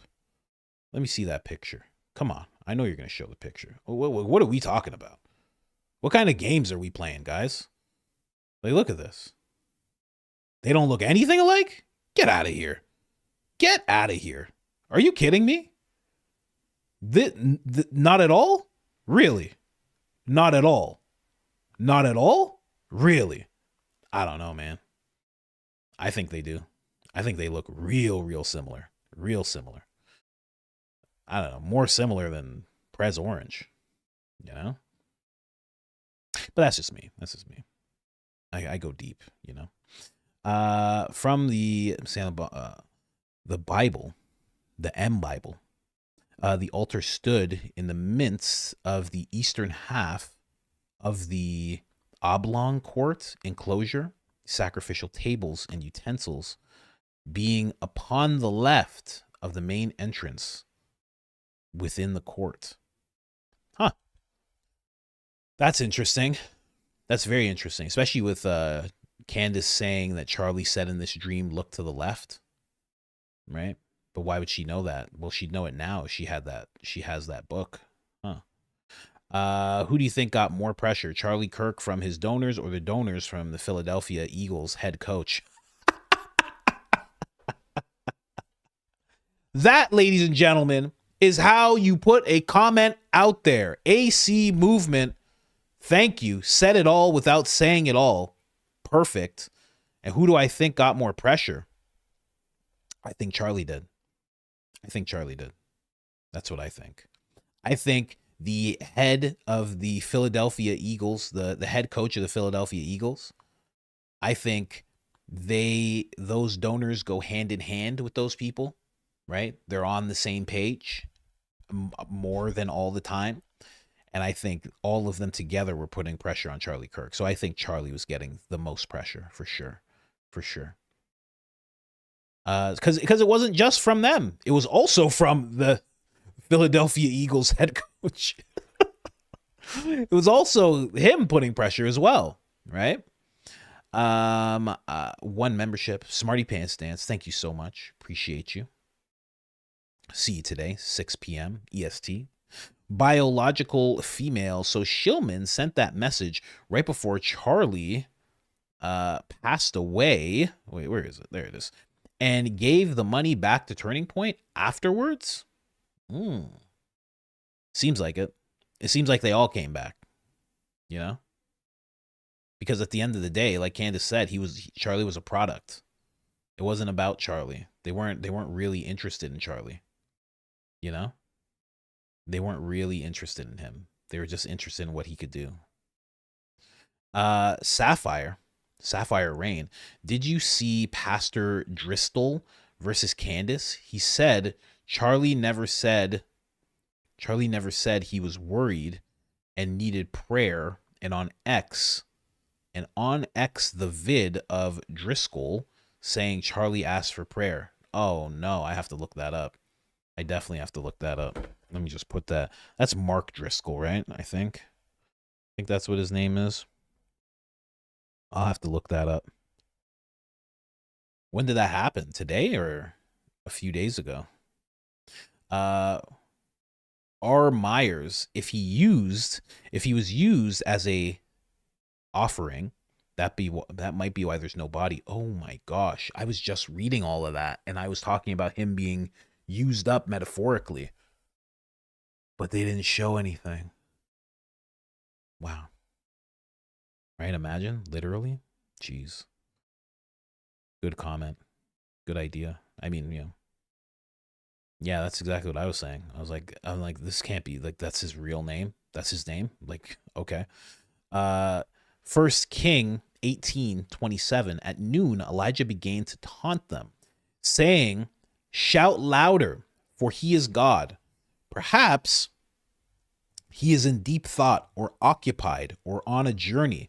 Perhaps he is sleeping and must be awakened." Interesting. Thank you very much. Koyoki. Brooke Weaver sends a membership. Thank you so much, Brooke. Miss Weaver. Twin Flame Auntie. Who's your twin flame? Who are you twin flames with? I'm starting a punk band called Ben Shapiro's Eyebrows. Who's in? That would be a good band name, you know? TJ Murphy, maybe that's why he isn't buried. Yeah. Again, because they, like scripture says, no wonder why she won't say where his body is laid to rest. It was in the intent. Oh yeah. I hear you. Crazy comment, but yeah, I hear you. Money. Yeah. There you go. Thank you. Appreciate you. Becky the babe. Could his Christian friends have helped him fake death to get out? My heart is sad. I don't know. Like, I don't believe that whole theory. Like, I know not Jamie. I know Jesse was pushing that pretty hard. He did like a 5-part series on the whole thing. I haven't got to watch all of it. I've seen like the first like 2-3 episodes, but I mean, that's what he thinks. So I don't know. To me, I don't think that's possible. I don't think that's possible at all. Again, it's like, because it's to get out. It's to get out of what he's signed up for. It's like, let's say that did, I said it before. Let's say it did happen. He's gone now. It's like, you can't run from what he was involved in forever. You just can't. You can't get away. You can't. There's no way. You go to Valhalla, can't get away. You can't get away. It's just too much. There's too many powerful people. I did 5 miles. I really hope you guys hit 5K. Wow. Jesse Lou hits 5 miles on the treadmill. Jesse Lou, thank you so much for inspiring me. I am also gonna make sure to hit a workout 6 hours ago. May partner with Turning Point. The partnership has not happened yet. Expected to announce. It's all just expected to announce. I'm looking out for it because it's supposed to be at 1 o'clock. Maybe that was the wrong time zone I was looking at. Seems like it was. Nothing's been announced yet. Has anything been announced on X maybe? Let me see here. This partnership. No, nothing's popped up yet. Nothing. Let's go here. Turning Point Arkansas partnership. Let's see if anything pops up. I doubt anything will. Erika gives a massive shout out. No, this is 2025. Nope, nothing yet. Thank you for doing 5 miles. And I too hope that we hit 5,000 likes. It would be greatly appreciated. Becky, thoughts on Snake Eyes? I did a whole video on Snake Eyes. I've done a lot of videos, guys. I make a video every day, right? Yeah, I did a video on Snake Eyes, and it's one of those things where you're like, okay, they're literally showing you what they're doing. I mean, the senator, the guy who gets hit, his name is, was it Kirkland Charles Kirkland? Gets hit in the same place. The person who did it, I think his name is Tyler, or there's some kind of Tyler involved. Or no, there's a boxing match. They're calling the boxer the executioner, and his name is Tyler. I mean, there's just so much. It's just so much. It's so wild. It's so wild to see. Oh, more popped up here. Sorry. Lady B Attitude. Thank you so much, Lady B. Truly appreciate you. I'd like to weigh in on Blake and Andrew inquiry. Blake breaks every time he opens his mouth. It's a question of IQ. Andrew is the betrayer, pointing to the BS interview. Interesting. His sweet face looks dangerous. My grandkids, his sweet face looks dangerous. My grandkids look so sweet. Temper. Yeah, okay. Yeah, that's true. He did do that. At whose request, I wonder as well. Because why would Andrew just do that? You know? Like, I have to think of myself in that position. Because I do stuff like this. If I had somebody who was scheduling interviews for me, and it was for someone I didn't want to interview, I would be telling them who I want to interview. Right? Joe Rogan has a list of people he wants to be in contact with. And then his people reach out to these people. And then they schedule something in. That's how it works. So why would Andrew just say, like, who could tell Andrew, hey, schedule this thing with Ben Shapiro? Who could say that to him and he do it? Do it above Charlie's own wanting to do it. I guess you're right there. I guess you're right. Interesting. Thank you again, Lady B. Dusty, you should just wits words on sensitive topics. Wits words on sensitive topics like Nake Blef. You're very good at that. I guess it's easier to type it. Oh, that would you think I have trouble pronouncing things now? Oh man, that would just cause a whole other windstorm. Chef Sand, but good idea though. Recruiting tables at Turning Point events, bet so messed up. Yeah, they're a recruiting tool for sure.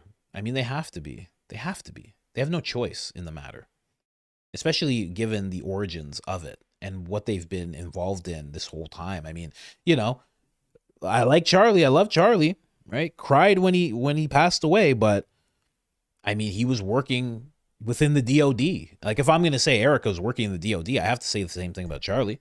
Charlie's working in the DoD. How crazy is that? Every time I see Erika, I hear Johnny Cash's song, God's Going to Cut You Down. Also, Candace bringing Daily Wire to its knees is chef's kiss of this saga. Yeah, Candace seeming like she's going to outlast the Daily Wire is wild. What a wild thing to see happen, you know?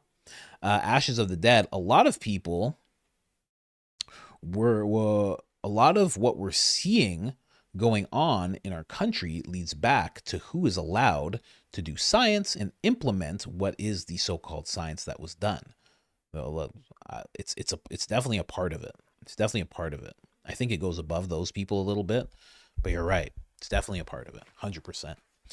Oh, guys, nothing has been announced. Let me see. I was going to go over it with you guys. If anything, Turning Point is growing. This was, no? Oh, I didn't even know about this announcement. Okay, I'll save that. We got to talk about that tomorrow. So we'll talk about that announcement tomorrow. Force Chinese. Yeah, no, we'll talk about it tomorrow. I'm not seeing anything. So hopefully it pops up. And if it pops up anytime soon, I'm sure Candace will also discuss it in her podcast now, unless she has something big lined up. Like I said, if she's doing Bride of Charlie, she might not touch on any of these things that we're hoping, and she might just focus in on Erika. But if the partnership pops up and she's just doing a regular show, then she'll definitely talk about it, I would think. I am the Candace Whisperer, so you're getting this on high authority right now, just so you know. Thank you guys so much for showing up. And for all of yous members, please come through. It is 1:30 p.m. EST, 12:30 p.m. CST, and we are going to be having our second stream, our second members only, at 6 p.m. EST, 5 p.m. CST. I'm going to put out another announcement on both channels, just so you guys know. And I hopefully will see you guys there, and we'll talk about some weird stuff. I want to get into the conspiracy iceberg, honestly. That's what I really want to get into. I love the conspiracy iceberg, man. I love you as well, Ashley. Just shouting out, we love you. I love you guys too. Thank you guys so much. Thank yous guys. Thank yous guys so much for being here. You know what I mean? Huh?